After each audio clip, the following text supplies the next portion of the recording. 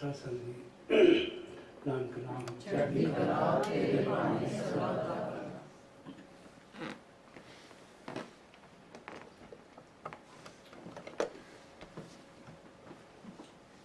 साधो सत संगत संत की जाओ, उत्तम सेवा नाम हर पाओ। ਸਾਹਿਬ ਗੁਰੂ ਗ੍ਰੰਥ ਸਾਹਿਬ ਦੀ ਬਾਣੀ ਦੇ ਅੰਦਰ ਬਹੁਤ ਹੀ ਸੁੰਦਰ ਉਪਦੇਸ਼ ਦੇ ਨਾਲ ਸਾਨੂੰ ਸਮਝਾਉਣ ਦੀ ਕੋਸ਼ਿਸ਼ ਕਰਦੇ ਆ। ਸੰਗਤ ਦੇ ਸੇਵਕਾਂ ਨੂੰ ਸਾਧੂ ਕਹਿ ਕੇ ਯਾਦ ਕੀਤਾ ਹੈ। ਕਬੀਰ ਸਾਹਿਬ ਨੇ ਵੀ ਸੰਗਤ ਨੂੰ ਸਾਧੂ ਦਾ ਰੂਪ ਕਹਿ ਕੇ ਯਾਦ ਕੀਤਾ। ਸਾਹਿਬ ਫਰਮਾਨ ਕਰਦੇ ਆ, ਹੇ ਰੱਬ ਦੇ ਬੰਦਿਓ, ਤੁਸੀਂ ਸਾਧੂ ਮਹਾਤਮਾ ਦੀ ਸੱਚੀ ਸੰਗਤ ਦੇ ਵਿੱਚ ਜਾਓ, ਜਿੱਥੇ ਸੱਚ ਦਾ ਪ੍ਰਚਾਰ ਦਿੱਤਾ ਕੀਤਾ ਜਾਂਦਾ, ਸੱਚ ਦਾ ਗਿਆਨ ਦਿੱਤਾ ਜਾਂਦਾ, ਸਤਿਪੁਰਖ ਅਕਾਲ ਪੁਰਖ ਦਾ ਜੋ ਰੂਪ ਹੈ ਉਹਦੇ ਬਾਰੇ ਬਿਆਨ ਕੀਤਾ ਜਾਂਦਾ ਹੈ। ਪਰਮਾਤਮਾ ਨੂੰ ਮਿਲਣ ਦਾ ਤਰੀਕਾ ਦੱਸਿਆ ਜਾਂਦਾ ਹੈ। ਪਰਮਾਤਮਾ ਸਭ ਦੇ ਅੰਦਰ ਹੈ, ਪਰ ਸਾਨੂੰ ਉਹਨੂੰ ਮਿਲਣ ਦਾ ਤਰੀਕਾ ਨਹੀਂ ਆਉਂਦਾ, ਜਾਂ ਅਸੀਂ ਜਾਣ ਨਹੀਂ ਸਕੇ, ਜਾਂ ਸਾਡੇ ਕੋਲ ਉਹ ਸੋਝੀ ਨਹੀਂ ਹੈਗੀ, ਉਹ ਗਿਆਨ ਨਹੀਂ ਹੈਗਾ ਜਿਸ ਦੇ ਰਾਹੀਂ ਅਸੀਂ ਉਸ ਮਾਲਕ ਨੂੰ ਮਿਲ ਸਕੀਏ। ਫਿਰ ਸਾਹਿਬ ਪ੍ਰਮਾਣ ਕਰਦੇ ਆ, ਉੱਤਮ ਸੇਵਾ। ਸੰਤ ਦਰਬਾਰ ਦੇ ਵਿੱਚ, ਗੁਰੂ ਦਰਬਾਰ ਦੇ ਵਿੱਚ, ਮਹਾਂਪੁਰਖਾਂ ਦੇ ਦਰਬਾਰ ਦੇ ਵਿੱਚ ਸੇਵਾ ਦਿੱਤੀ ਜਾਂਦੀ ਆ। ਉਹ ਲੰਗਰ ਪਕਾਉਣ ਦੀ ਆ, ਲੰਗਰ ਤਿਆਰ ਕਰਨ ਦੀ, ਲੰਗਰ ਛਕਾਉਣ ਦੀ ਆ, ਜੂਠੇ ਵਰਤੇ ਮਾਂਜਣ ਦੀ ਆ। ਡੇਰੇ ਗੁਰੂ ਘਰ ਦੇ ਵਿੱਚ ਹੋਰ ਵੀ ਅਨੇਕਾਂ ਕੰਮ ਹੈਗੇ ਆ ਜਿਹੜੇ ਕਰਨ ਵਾਲੇ ਹੁੰਦੇ ਆ, ਔਰ ਉਹ ਸੰਗਤ ਹੀ ਰਲ ਕੇ ਕਰਦੀ ਹੈ, ਔਰ ਸੰਗਤ ਸੇਵਾ ਕਰਦਿਆਂ ਕਰਦਿਆਂ ਸਾਧਨਾ ਬਣਦੀ ਹੈ। ਜਦ ਸੇਵਾ ਕਰਦੇ ਆ, ਕਿਤੇ ਜੋੜਿਆਂ ਦੀ ਸੇਵਾ ਸਾਨੂੰ ਕਰਨੀ ਪੈਂਦੀ ਹੈ, ਤਾਂ ਉੱਥੇ ਅਸੀਂ ਇਹ ਨਹੀਂ ਵੇਖਦੇ ਕਿ ਜੋੜਾ ਕਿਹਦਾ ਹੈਗਾ। ਤੁਸੀਂ ਕਿਸੇ ਵੀ ਦਰਬਾਰ ਚਲ ਜਾਓ, ਬਹੁਤਾ ਮੈਂ ਹਰਿਮੰਦਰ ਸਾਹਿਬ ਦੇ ਵਿੱਚ ਦੇਖਿਆ, ਉੱਥੇ ਜਦ ਤੁਸੀਂ ਜਾਂਦੇ ਹੋ, ਉੱਥੇ ਕੋਈ ਨਹੀਂ ਦੇਖਦਾ ਕਿ ਇਹ ਜੋੜਾ ਕਿਹਦਾ ਹੈਗਾ। ਉੱਥੇ ਅਮੀਰੀ ਗਰੀਬੀ ਪਛਾਣੀ ਨਹੀਂ ਜਾਂਦੀ। ਲੰਗਰ ਘਰ ਦੇ ਵਿੱਚ ਚਲ ਜਾਓ, ਰੋਜ਼ਾਨਾ ਲੱਖਾਂ ਜੀਵ ਆ ਕਰਕੇ ਲੰਗਰ ਛਕਦਾ ਹੈ। ਕਿਸੇ ਨੂੰ ਪੁੱਛਿਆ ਨਹੀਂ ਜਾਂਦਾ ਉੱਥੇ ਕਿ ਤੇਰੀ ਜਾਤ, ਤੇਰੀ ਕੌਮ, ਤੇਰਾ ਮਜ਼ਹਬ, ਤੇਰਾ ਪਿੰਡ ਜਾਂ ਤੇਰਾ ਇਲਾਕਾ ਕਿਹੜਾ ਹੈਗਾ। ਦੁਨੀਆ ਭਰ ਦੇ ਲੋਕ, ਹਰ ਮਜ਼ਹਬ ਦੇ ਲੋਕ ਉੱਥੇ ਜਾ ਕਰਕੇ ਲੰਗਰ ਛਕਦੇ ਆ। ਜੋ ਸੰਤ ਦਰਬਾਰ ਦੇ ਵਿੱਚ, ਗੁਰੂ ਦਰਬਾਰ ਦੇ ਵਿੱਚ ਕੀਮਤ ਨਹੀਂ ਮੰਗੀ ਜਾਂਦੀ, ਸਭ ਦੇ ਵਾਸਤੇ ਉਹ ਲੰਗਰ ਗੁਰੂ ਦਾ ਲੰਗਰ ਹੈ। ਗੁਰੂ ਕੇ ਲੰਗਰ ਦੇ ਵਿੱਚੋਂ ਸ਼ਰਧਾ ਦੇ ਨਾਲ ਇੱਕ ਫੁਲਕਾ ਵੀ ਤੁਸੀਂ ਖਾ ਲਓਗੇ ਤਾਂ ਮਨ ਨੂੰ ਤਸੱਲੀ ਹੋ ਜਾਂਦੀ ਹੈ, ਆਤਮਾ ਬਲਵਾਨ ਹੋ ਜਾਂਦੀ ਹੈ। ਜੇ ਭੁੱਖ ਕਰਕੇ ਖਾਓ, ਢਿੱਡ ਭਰ ਕੇ ਖਾਓ, ਫਿਰ ਤੇ ਨੀਤ ਨਹੀਂ ਭਰਦੀ ਹੈਗੀ। ਢਿੱਡ ਭਰ ਜਾਂਦਾ, ਨੀਤ ਨਹੀਂ ਭਰਦੀ ਹੈਗੀ। ਤਾਂ ਸਾਹਿਬ ਫਰਮਾਨ ਕਰਦੇ ਆ, ਇੱਕ ਸੰਤਾਂ ਦੀ ਸ਼ਰਨ ਦੇ ਵਿੱਚ ਜਾ ਕੇ ਉੱਚੀ ਸੇਵਾ ਕਰਨ ਦਾ ਮੌਕਾ ਮਿਲਦਾ। ਦੂਸਰਾ ਉਹ ਦਾਤ ਮਿਲਦੀ ਹੈ ਜਿਹੜੀ ਕਿਸੇ ਪਾਸੇ ਵੀ ਮੁੱਲ ਕੀ ਕਿਸੇ ਕੀਮਤ ਦੇ ਉੱਤੇ ਨਹੀਂ ਮਿਲ ਸਕਦੀ, ਜਿਸ ਨੂੰ ਸ਼ਬਦ ਅਤੇ ਨਾਮ ਕਹਿ ਕੇ ਯਾਦ ਕੀਤਾ। ਸਾਹਿਬ ਸ੍ਰੀ ਗੁਰੂ ਅਰਜਨ ਦੇਵ ਜੀ ਮਹਾਰਾਜ ਬਿਆਨ ਕਰਦੇ ਆ, ਬਾਗ ਹੁਆ ਗੁਰੂ ਸੰਤ ਮਿਲਾਇਆ, ਔਰ ਫਿਰ ਕੀ ਹੋਇਆ, ਪ੍ਰਭ ਅਬਿਨਾਸੀ ਘਰ में ਪਾਇਆ।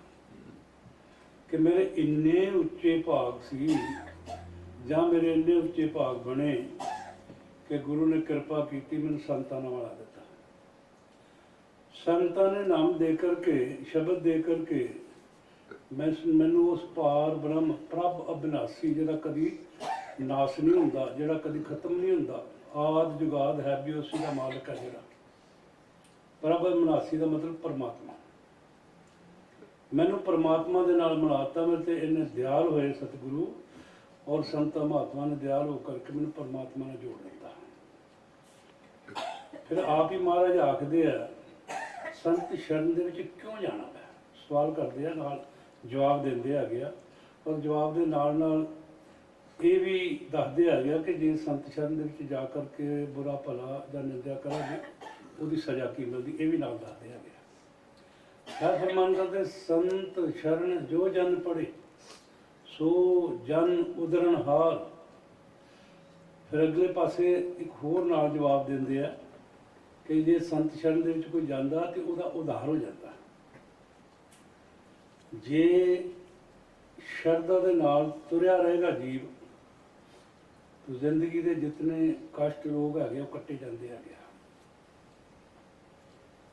ਔਰ ਵਿਗੜੇ ਹੋਏ ਕੰਮ ਜਿਹੜੇ ਰਾਸ ਆਉਂਦੇ ਹੈਗੇ ਆ।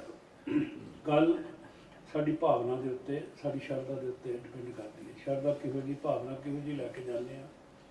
ਜਿੱਦਾਂ ਦੀ ਭਾਵਨਾ ਲੈ ਕੇ ਗੁਰੂ ਘਰ ਦੇ ਵਿੱਚ ਜਾਵਾਂਗੇ, ਸੰਤ ਸ਼ਰਨ ਦੇ ਵਿੱਚ ਜਾਵਾਂਗੇ, ਗੁਰੂ ਦੇ ਮਸਤਕ ਹੋਵਾਂਗੇ, ਗੁਰੂ ਸ਼ਰਨ ਦੇ ਵਿੱਚ ਜਾਵਾਂਗੇ, ਉਹ ਜਿਹੀ ਭਾਵਨਾ ਦੇ ਹਿਸਾਬ ਨਾਲ ਸਾਡੀ ਝੋਲੀ ਦੇ ਵਿੱਚ ਖੈਰ ਪਾ ਦੇਗਾ। ਅਸਾਂ ਇੱਕ ਐਗਜ਼ਾਮਪਲ ਦੇ ਦੀ ਆ, ਬੜੀ ਸੌਖੀ ਹੈਗੀ ਆ ਔਰ ਕਾਬਲੇ ਦੀਦ ਵੀ ਆ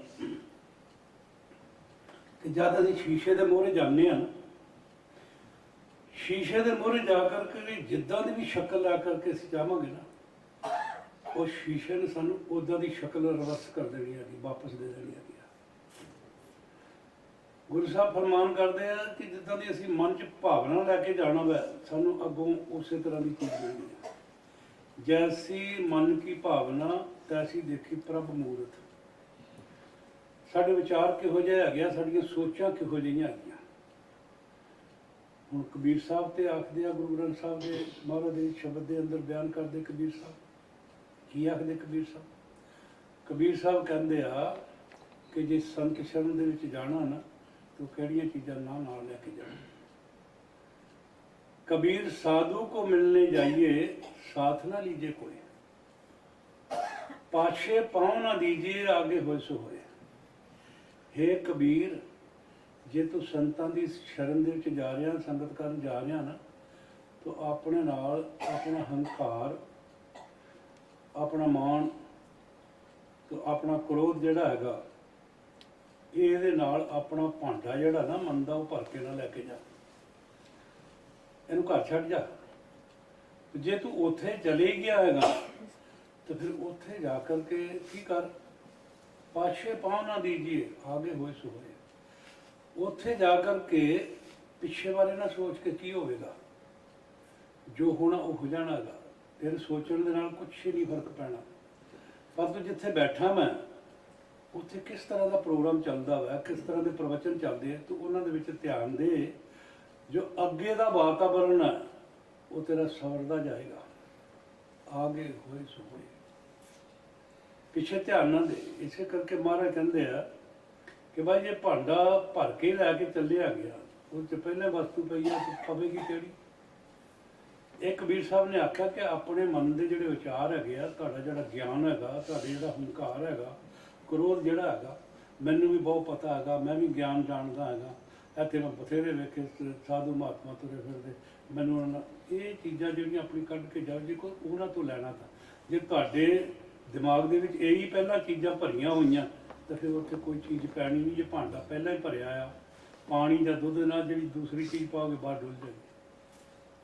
ਖਾਲੀ ਭਾਂਡਾ ਹੋਵੇਗਾ ਤਾਂ ਰਹਿਮਤ ਦਾ ਖਜ਼ਾਨਾ ਜਿਹੜਾ ਹੈ ਉਹਦੇ 'ਚ ਪੈ ਜਾਏਗਾ।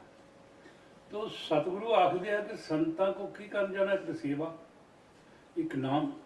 नाम संतां तो बगैर कितों नहीं मिलता। महाराज ने बाणी के अंदर, गुरु ग्रंथ साहब के अंदर थां दे विच जिस नाम की महिमा बयान की है कि नाम बहुत महान है, गुरु तो बगैर मिलता नहीं, बिन गुरदात को ना पावे, लाख कोट जे कर्म कमावे। दूजे पासे महाराज बयान करते हैं कि भाई ये जिहड़ा शब्द हैगा ये एवें नहीं मिल जाता है। संतां दा खजाना है, संत स्नेही नाम है, नाम स्नेही संत, संत स्नेही नाम, नाम को संत मिलावत, वो वाक उपकार है, वो राह बतलावन। कल भी जिक्र किया है सत्संग दे विच कि संत महात्मा रब दे सखे आ, मित्र हैगे आ, वो धरती ते तुहाडे मित्र बन के आउंदे आ, सज्जन बन के आउंदे आ।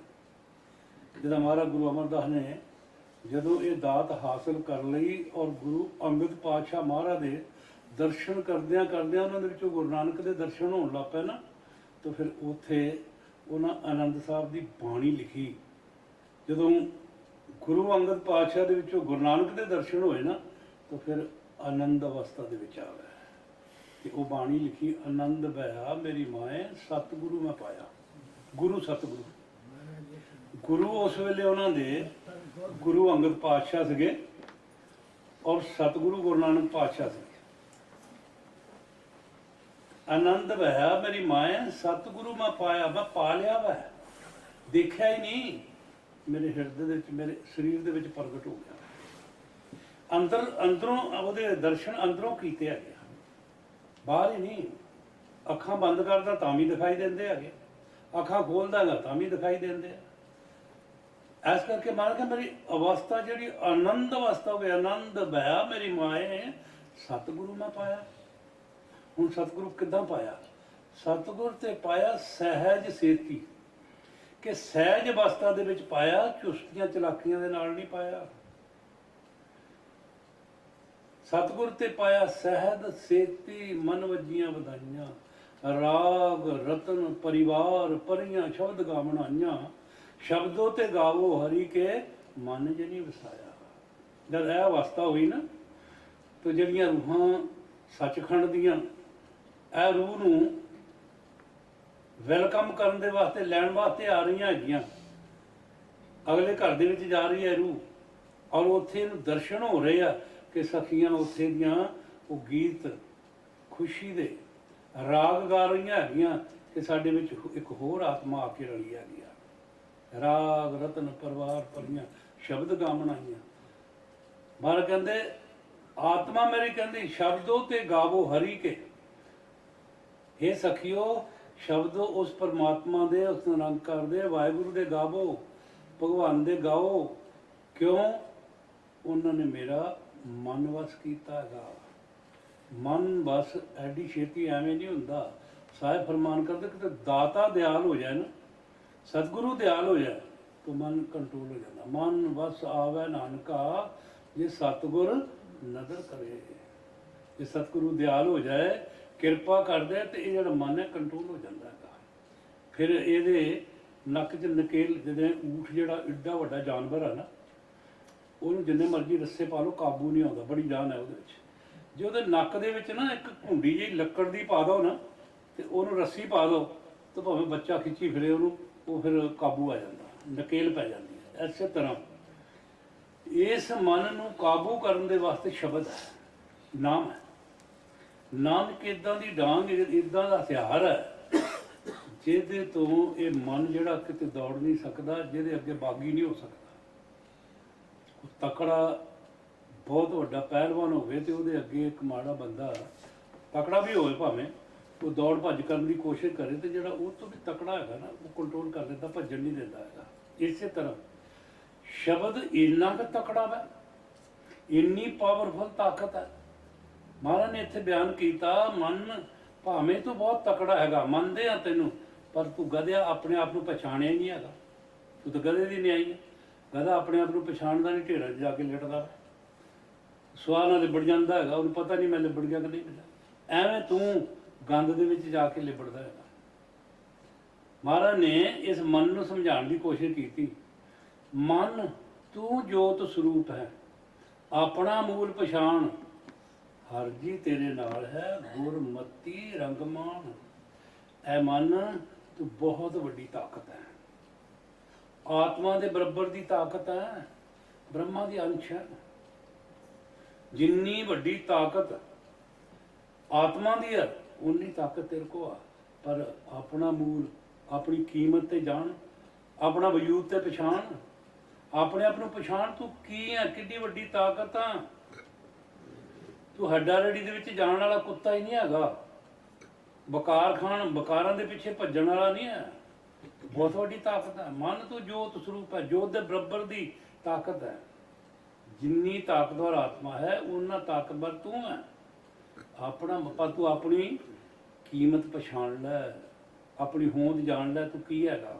ਬਸ ਤੈਨੂੰ ਜਦੋਂ ਪਤਾ ਲੱਗ ਜਾਏ ਨਾ कि तेरी होंद आव है तो फिर तू गलत पासे नहीं जावेगा, फिर विषयां विकारां दे पिछे नहीं भजेगा, फिर तू नेक कम्मां दे पिछे जावेगा, नेक रस्ते ते जावेगा, तो सच्चे मार्ग ते चलेगा। जब सच्चे मार्ग ते तू पै गया तो जागते उस्तर करदा, सच्चे मार्ग चलदियां उस्तत करे जहान। फिर तू मन दे मुख ते चलण वाले नहीं रहेगा, मनमुख नहीं रवेगा, मूर्ख नहीं होवेगा। मनमुख दा रूप की है? जो तेरे रूप दे तेरे रुख ते जीव चलदा है, ਉਹਦੀ ਕੀ ਹਾਲत है? मनमुख दोजख ਚੱਲਿਆ ਕਰਦਾ ਹਾਏ ਹਾਏ, ਕਿਉਂਕਿ ਕਰਮ ਕੋ ਚੰਗਾ ਕੀਤਾ ਹੀ, ਸਾਰੇ ਮੂਰਖਾਂ ਵਾਲੇ ਕੰਮ ਕੀਤੇ ਹੈਗੇ, ਤਾਂ ਹੁਣ ਦੋਜ਼ਖ ਦੇ ਵਿੱਚ ਜਾ ਰਿਹਾ ਵਾ। ਔਰ ਪਤਾ ਲੱਗਦਾ ਵੀ ਕਿ ਉੱਥੇ ਦੀ ਸਜ਼ਾ ਕੀ ਹੈ, ਰੋਂਦਾ ਕਰਲਾਂਦਾ ਵਾ। ਜਦ ਕਿਸੇ ਬੰਦੇ ਨੂੰ ਪ੍ਰਿਜ਼ਨ ਦੇ ਵਿੱਚ ਪਾਇਆ ਜਾਂਦਾ ਤੇ ਉਹਨੂੰ ਉੱਥੋਂ ਦੀ ਪ੍ਰਿਜ਼ਨ ਦੀ ਹਾਲਾਤ ਦਾ ਪਹਿਲਾਂ ਹੀ ਪਤਾ ਲੱਗ ਜਾਂਦਾ ਕਿ ਉੱਥੇ ਮੇਰੇ ਨਾਲ ਕੀ ਬੀਤਣੀ ਆ। ਇਸ ਕਰਕੇ ਮਨਮੁਖ ਹੁਣ ਜਦੋਂ ਉਹਨੂੰ ਪਤਾ ਕਿ ਹੁਣ ਮੈਂ ਦੋਜ਼ਖ ਦੇ ਵਿੱਚ ਜਾ ਰਿਹਾ ਹੈਗਾ, ਤਾਂ ਉਹਦਾ ਦੇਖੋ ਕੀ ਹਾਲ ਹੁੰਦਾ। ਮਨਮੁਖ ਦੋਜ਼ਖ ਚੱਲਿਆ ਕਰਦਾ ਹਾਏ ਹਾਏ, ਕੁੰਭੀ ਨਰਕ ਨਾ ਛੂਟੀ, ਬਿਰਥਾ ਜਨਮ ਗਵਾ, ਸਾਰਾ ਜਨਮ ਬਿਰਥਾ ਗਵਾ ਲਿਆ। ਕੁੰਭੀ ਨਰਕ ਦੇ ਵਿੱਚ ਫਿਰ ਚਲਾ ਗਿਆ। ਕੁੰਭੀ ਨਰਕ ਨਾ ਛੂਟੀ, ਬਿਰਥਾ ਜਨਮ ਗਵਾਏ, ਗੁਰਮੁਖ ਤਰ ਗਏ ਨਾਲ, ਗੁਰੂ ਦੇ ਮਨਮੁਖ ਬੈਠਾ ਰੋਵੇ। ਆ ਮਨਮੁਖ ਦਾ ਹਾਲ ਹੁੰਦਾ ਵਾ। ਗੁਰਮੁਖ ਜੀ ਦਾ ਉਹ ਗੁਰੂ ਦੀ ਕਿਰਪਾ ਲੈ ਕਰਕੇ, ਗੁਰੂ ਦਾ ਸਾਥ ਲੈ ਕਰਕੇ, ਗੁਰੂ ਦਾ ਗਿਆਨ ਲੈ ਕਰਕੇ ਉਹਦੇ ਘਰ ਦੇ ਵਿੱਚ ਚੱਲ ਗਿਆ, ਉਹਦੀ ਕੁਰਬਤ ਦੇ ਵਿੱਚ ਚੱਲ ਗਿਆ, ਉਹਦੀ ਸ਼ਰਨ ਦੇ ਵਿੱਚ ਚੱਲ ਗਿਆ। ਤਾਂ ਗੁਰੂ ਪਿਆਰੀ ਸਾਧ ਸੰਗਿਓ, ਗੁਰੂ ਗ੍ਰੰਥ ਸਾਹਿਬ ਦੀ ਬਾਣੀ ਜਾਂ ਧਾਰਮਿਕ ਗ੍ਰੰਥਾਂ ਦਾ ਜੋ ਸੁਨੇਹਾ ਹੈ, ਉਹ ਸਾਨੂੰ ਨੇਕ ਇਨਸਾਨ ਬਣਨ ਦੇ ਵਾਸਤੇ ਥਾਂ ਥਾਂ ਦੇ ਉੱਤੇ ਪੈਗਾਮ ਦਿੰਦਾ। ਹਰ ਸ਼ਬਦ ਦੇ ਵਿੱਚ ਸਾਨੂੰ ਬਿਆਨ ਕੀਤਾ ਜਾਂਦਾ, ਭਾਈ ਸੱਚ ਬੋਲੋ, ਸਰਬੱਤ ਦਾ ਭਲਾ ਕਰੋ, ਨੇਕ ਬਣ, ਨੇਕ ਕੰਮ ਕਰੋ, ਹਾਂਜੀ, ਬੁਰੇ ਕੰਮਾਂ ਤੋਂ ਉੱਪਰ ਉੱਠ ਜਾਓ, ਬੁਰਾਈਆਂ ਤੋਂ ਬਚ ਜਾਓ, ਬਦੀਆਂ ਤੋਂ ਬਚ ਜਾਓ। ਸਾਨੂੰ ਹਰ ਬੰਦਾ ਸਿਆਣਾ ਵੀ ਕਹਿੰਦਾ। ਪਰ ਇੰਨੇ ਸੰਤ ਮਹਾਤਮਾ ਸਾਡੇ ਵਾਸਤੇ ਧਰਤੀ ਤੇ ਆਏ। ਅਗਰ ਸਪਿਰਚੁਅਲ ਸੰਤਾਂ ਦਾ ਗਿਆਨ ਲਾਇਆ ਤਾਂ 72 ਸੰਤ ਐਸੇ ਹੋਏ ਆ ਧਰਤੀ ਦੇ ਉੱਤੇ, ਮਹਾਂਪੁਰਖ ਜਿਹੜਾ ਰੱਬ ਦੇ ਨਾਲ ਮਿਲੇ ਹੋਏ ਸੀ। ਪਰ 72 ਦੇ ਵਿੱਚੋਂ ਵੀ ਸਿਰਫ 15 ਭਗਤਾਂ ਦੀ ਬਾਣੀ ਗੁਰੂ ਗ੍ਰੰਥ ਸਾਹਿਬ ਦੇ ਵਿੱਚ ਆਈ। ਸ਼ਾਹ ਸ਼ਾਦੀ ਵਰਗੇ ਇੰਨੀ ਤਾਕਤ ਦੇ ਬਾਲਕ ਮੁਸਲਮਾਨ ਫਕੀਰ ਸੀ ਅਰਬ ਦੇਸ਼ਾਂ ਦੇ, ਜਿਨ੍ਹਾਂ ਨੂੰ ਮਿੱਟੀ ਦੇ ਨਾਲ ਗੱਲ ਕਰਦੇ ਸੀ, ਦਰਖਤਾਂ ਨਾਲ ਗੱਲ ਕਰਦੇ, ਜਾਨਵਰਾਂ ਨਾਲ ਗੱਲ ਕਰਦੇ, ਉਹਨਾਂ ਦੀ ਬੋਲੀ ਆਉਂਦੀ ਸੀ। ਇੱਕ ਵਾਰ ਸ਼ਾਹ ਸ਼ਾਦੀ ਬਹੁਤ ਵੱਡੇ ਫਕੀਰ ਹੋਏ ਅਰਬ ਦੇ,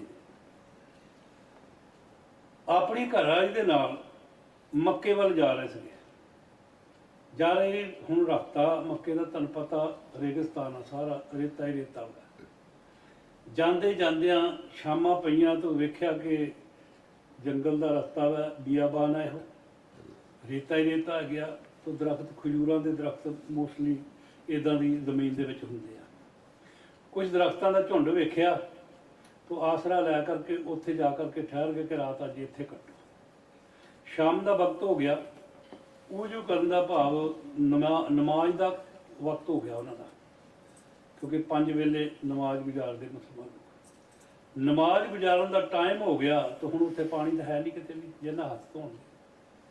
ਇਸਲਾਮ ਦੇ ਵਿੱਚ ਆਖਿਆ ਗਿਆ ਕਿ ਜਿੱਥੇ ਤੁਹਾਨੂੰ ਪਾਣੀ ਨਾ ਮਿਲੇ ਨਾ, ਉੱਥੇ ਰੇਤਾ ਮਿੱਟੀ ਲੈ ਕਰਕੇ ਉਹਦੇ ਨਾਲ ਤੁਸੀਂ ਹੱਥਾਂ ਨੂੰ ਉਜੂ ਕਰਕੇ ਨਾ ਇੱਦਾਂ ਸਾਫ਼ ਕਰਕੇ ਤੇ ਤੁਸੀਂ ਨਮਾਜ਼ ਗੁਜ਼ਾਰ ਸਕਦੇ ਹੋ। ਇਹ ਚੀਜ਼ ਮੈਂ ਬਹੁਤ ਆਪਣੇ ਬਚਪਨ 'ਚ ਦੇਖੀ। ਜਦ ਸਾਡੇ ਬਜ਼ੁਰਗ ਕਿਤੇ ਹਲ ਵਾਹੁੰਦੇ ਹੁੰਦੇ ਸੀ ਟਿੱਬਿਆਂ ਦੇ ਵਿੱਚ ਨਾ, ਉੱਥੇ ਪਾਣੀ ਨਹੀਂ ਸੀ ਹੁੰਦਾ। ਇਹ ਮੈਂ ਆਪਣੀ ਅੱਖੀ ਦੇਖੀ।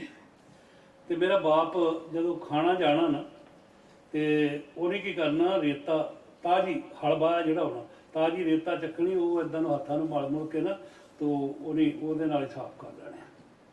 ਪਾਣੀ ਕਈ ਵਾਰੀ ਨਹੀਂ ਹੁੰਦਾ, ਉਹ ਲੱਸੀ ਦਾ ਭਾਂਡਾ ਭਰਿਆ, ਲੱਸੀ ਨਾਲ ਤਾਂ ਹੱਥ ਧੋਣ ਰਿਹਾ, ਉਹ ਲੱਸੀ ਦੇ ਭਾਂਡੇ ਦੇ ਨਾਲ ਨਹੀਂ ਸੀ ਹੱਥ ਧੋਂਦੇ, ਉਹ ਰੇਤਾ ਦੇ ਨਾਲ ਹੀ ਇੱਦਾਂ ਹੱਥ ਸਾਫ਼ ਕਰਕੇ ਨਾ, ਤੋ ਪਰਮਾਤਮਾ ਦਾ ਨਾਮ ਲੈ ਕੇ ਤੇ ਖਾਣਾ ਹੱਥ 'ਤੇ ਰੱਖ ਕੇ ਖਾ ਜਾਂਦੇ ਸੀ। ਕੁਛ ਐਸੇ ਸਮੇਂ ਜਿਹੜੇ ਮੇਰੀ ਜ਼ਿੰਦਗੀ ਦੇ ਮੈਂ ਬਤੀਤ ਕੀਤੇ ਆ, ਜਦੋਂ ਨਵੀਆਂ ਨਵੀਆਂ ਨਹਿਰਾਂ ਨਿਕਲੀਆਂ ਤੇ ਉਹਨਾਂ ਦਿਨਾਂ ਦੇ ਵਿੱਚ ਜਿਹੜਾ ਪਾਣੀ ਆਉਂਦਾ ਹੁੰਦਾ ਸੀ ਨਾ, ਜਦੋਂ ਅਸਾਂ ਛੋਟੇ ਹੁੰਦੇ ਆ ਪਸ਼ੂ ਮੱਝਾਂ ਚਾਰਨ ਜਾਣਾ ਨਾ, ਤੋ ਦੁਪਹਿਰਾਂ ਦੇ ਵੇਲੇ ਜਦੋਂ ਧਿਆ ਬੜੀ ਲੱਗਣੀ ਨਾ, ਤੇ ਉਹ ਟਿੱਬਿਆਂ ਦੇ ਵਿੱਚ ਤੇ ਕੋਈ ਨਲਕੇ ਜਾਂ ਕੋਈ ਪਾਣੀ ਦਾ ਇੰਤਜ਼ਾਮ ਹੀ ਨਹੀਂ ਸੀਗਾ। ਤੇ ਉਹ ਨਹਿਰ ਜਾਂ ਕਿਤੇ ਨਹਿਰਾਂ ਦੇ ਕਤਾਨਾਂ ਦੇ ਵਿੱਚ ਜੇ ਪਾਣੀ ਹੋਣਾ ਨਾ ਖੜਾ, ਤਾਂ ਕੱਪੜਾ ਜਾਂ ਸਾਫਾ ਜਿਹੜਾ ਸਿਰ ਤੇ ਹੁੰਦਾ ਸੀ ਧੁੱਪ ਤੋਂ ਬਚਣ ਲਈ, ਉਹ ਮੂੰਹ ਦੇ ਮੂਹਰੇ ਕਰਕੇ ਨਾ ਉਹ ਛੱਪੜ ਦੇ ਵਿੱਚੋਂ ਜਾਂ ਕਤਾਨ ਦੇ ਵਿੱਚੋਂ ਜਾਂ ਨਹਿਰ ਵਗਦੀ ਦੇ ਵਿੱਚੋਂ ਪਾਣੀ ਪੀ ਲੈਣਾ। ਉਹਨਾਂ ਕਤਾਨਾਂ 'ਚ ਪਸ਼ੂ ਵੀ ਨਹਾਉਂਦੇ ਸੀ, ਕੁੱਤੇ ਵੀ ਵੜਦੇ ਸੀ, ਕਿ ਨਹਿਰਾਂ 'ਚ ਕੁੱਤੇ ਵੀ ਵੜਦੇ, ਜਾਨਵਰ ਪਸ਼ੂ ਨਹਿਰਾਂ ਦੇ ਵਿੱਚ ਵੜ ਕੇ ਨਹਾਉਂਦੇ, ਔਰ ਉਹ ਪਾਣੀ ਦੇ ਨਾਲ ਵਿਗਾੜ ਕੋਈ ਨਹੀਂ ਸੀ ਹੁੰਦਾ, ਕਿਸੇ ਨੂੰ ਕੁਛ ਨਹੀਂ ਸੀ ਹੁੰਦਾ। ਅੱਜ ਤੁਸੀਂ ਪੀ ਕੇ ਦਿਖਾਓ, ਜਿੰਨੀ ਸੀਵਰੇਜ ਤੁਹਾਡੇ ਸ਼ਹਿਰਾਂ ਦੀ ਆ,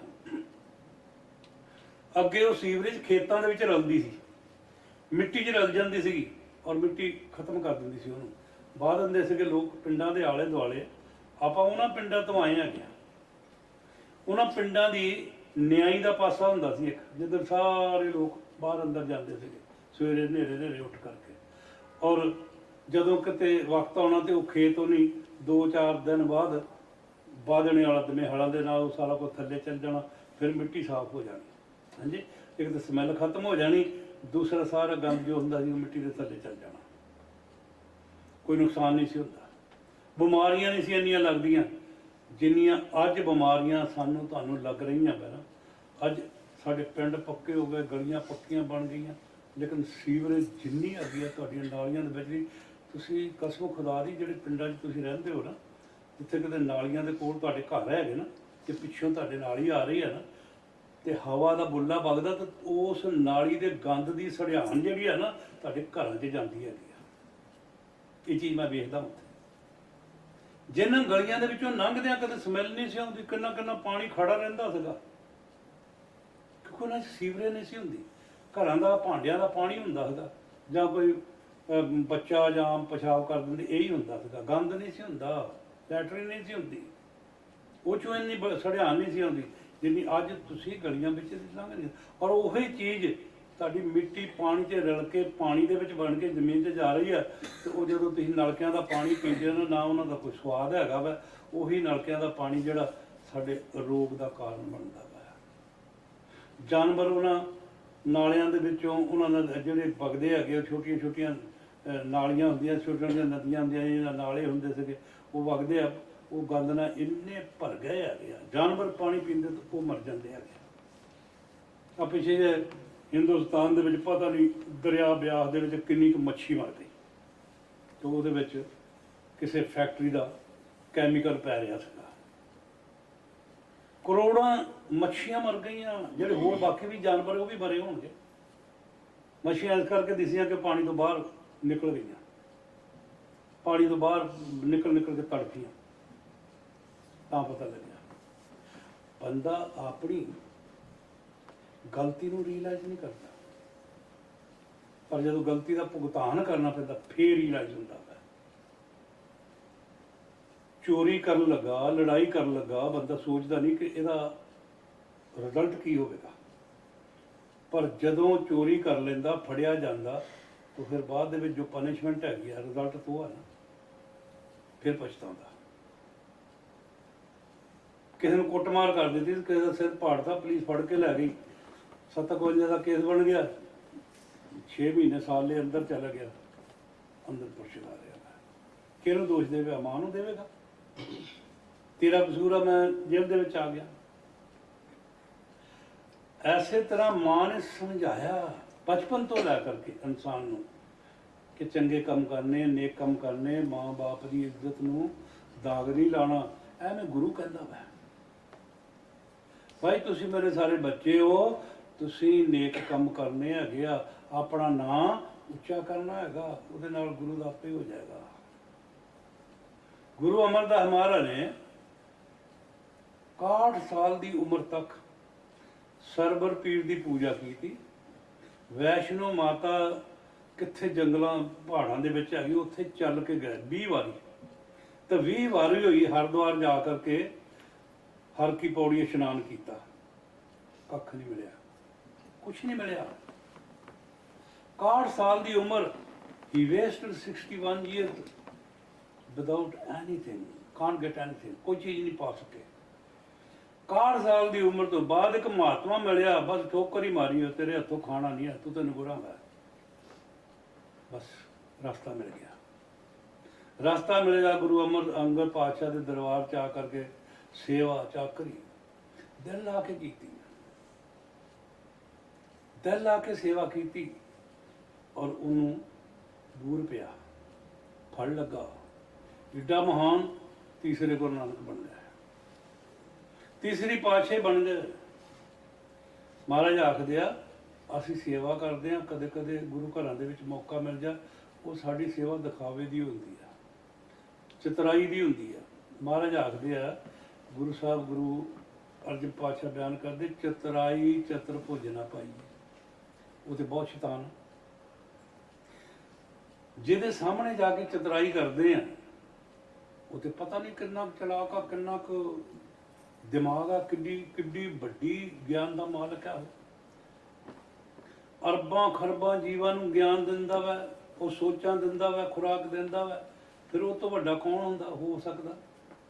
ਪਰ ਮਹਾਰਾਜ ਨੇ ਆਖਿਆ, ਇਹ ਵੱਡ ਉੱਚਾ ਹੋਵੇ ਕੋਈ ਤੇ ਸੂਚੇ ਕੋ ਜਾਣੇ ਸੋਈ।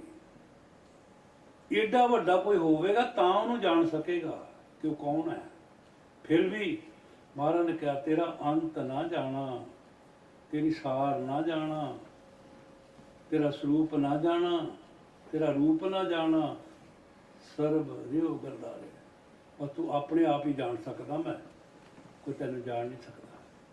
ਐਸੇ ਤਰ੍ਹਾਂ ਸੰਤਾਂ ਦੀ ਮਹਿਮਾ ਬਾਰੇ ਬਿਆਨ ਕੀਤਾ, ਜਿਨ੍ਹਾਂ ਦੀ ਖਾਤਰ ਸਾਨੂੰ ਆਖਿਆ ਜਾਂਦਾ, ਸੰਤ ਸ਼ਰਨ ਜਾਓ, ਨਾਮ ਲਓ, ਨਾਮ ਦੀ ਸੇਧ ਪ੍ਰਾਪਤੀ ਕਰਕੇ ਕਮਾਈ ਕਰੋ। ਤੋ ਜਿਹੜੀ ਚੀਜ਼ ਸੰਤਾਂ ਦੇ ਕੋਲ ਹੈਗੀ ਆ, ਉਹ ਤੁਹਾਨੂੰ ਦੇ ਦਿੰਦੇ ਆ ਗਿਆ। ਜੇ ਸ਼ਬਦ ਦੇ ਨਾਲ ਉਹ ਜੁੜਿਆ ਗਿਆ, ਉਹ ਸ਼ਬਦ ਤੁਹਾਨੂੰ ਸਾਨੂੰ ਦੇ ਦਿੰਦੇ ਆ ਕਿ ਲਓ ਵੀ ਸਾਡੇ ਕੋਲ ਆਹ ਚੀਜ਼ਾਂ, ਇਹਦੇ ਜਿਹੜੀ ਅਸੀਂ ਜੁੜੇ, ਤੁਸੀਂ ਵੀ ਇਹਨਾਂ ਜੁੜ ਜਾਓ। ਪਰ ਅਸੀਂ ਧਿਆਨ ਨਹੀਂ ਦਿੰਦੇ, ਅਸੀਂ ਉਹ ਚੀਜ਼ ਨੂੰ ਇੰਨਾ ਸੀਰੀਅਸਲੀ ਲੈਂਦੇ ਨਹੀਂ ਹੈਗੇ।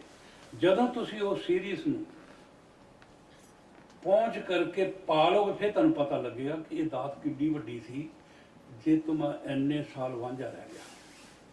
ਕਿਉਂ ਇੰਨੇ ਸਾਲ ਐਵੇਂ ਗਵਾਇਆ?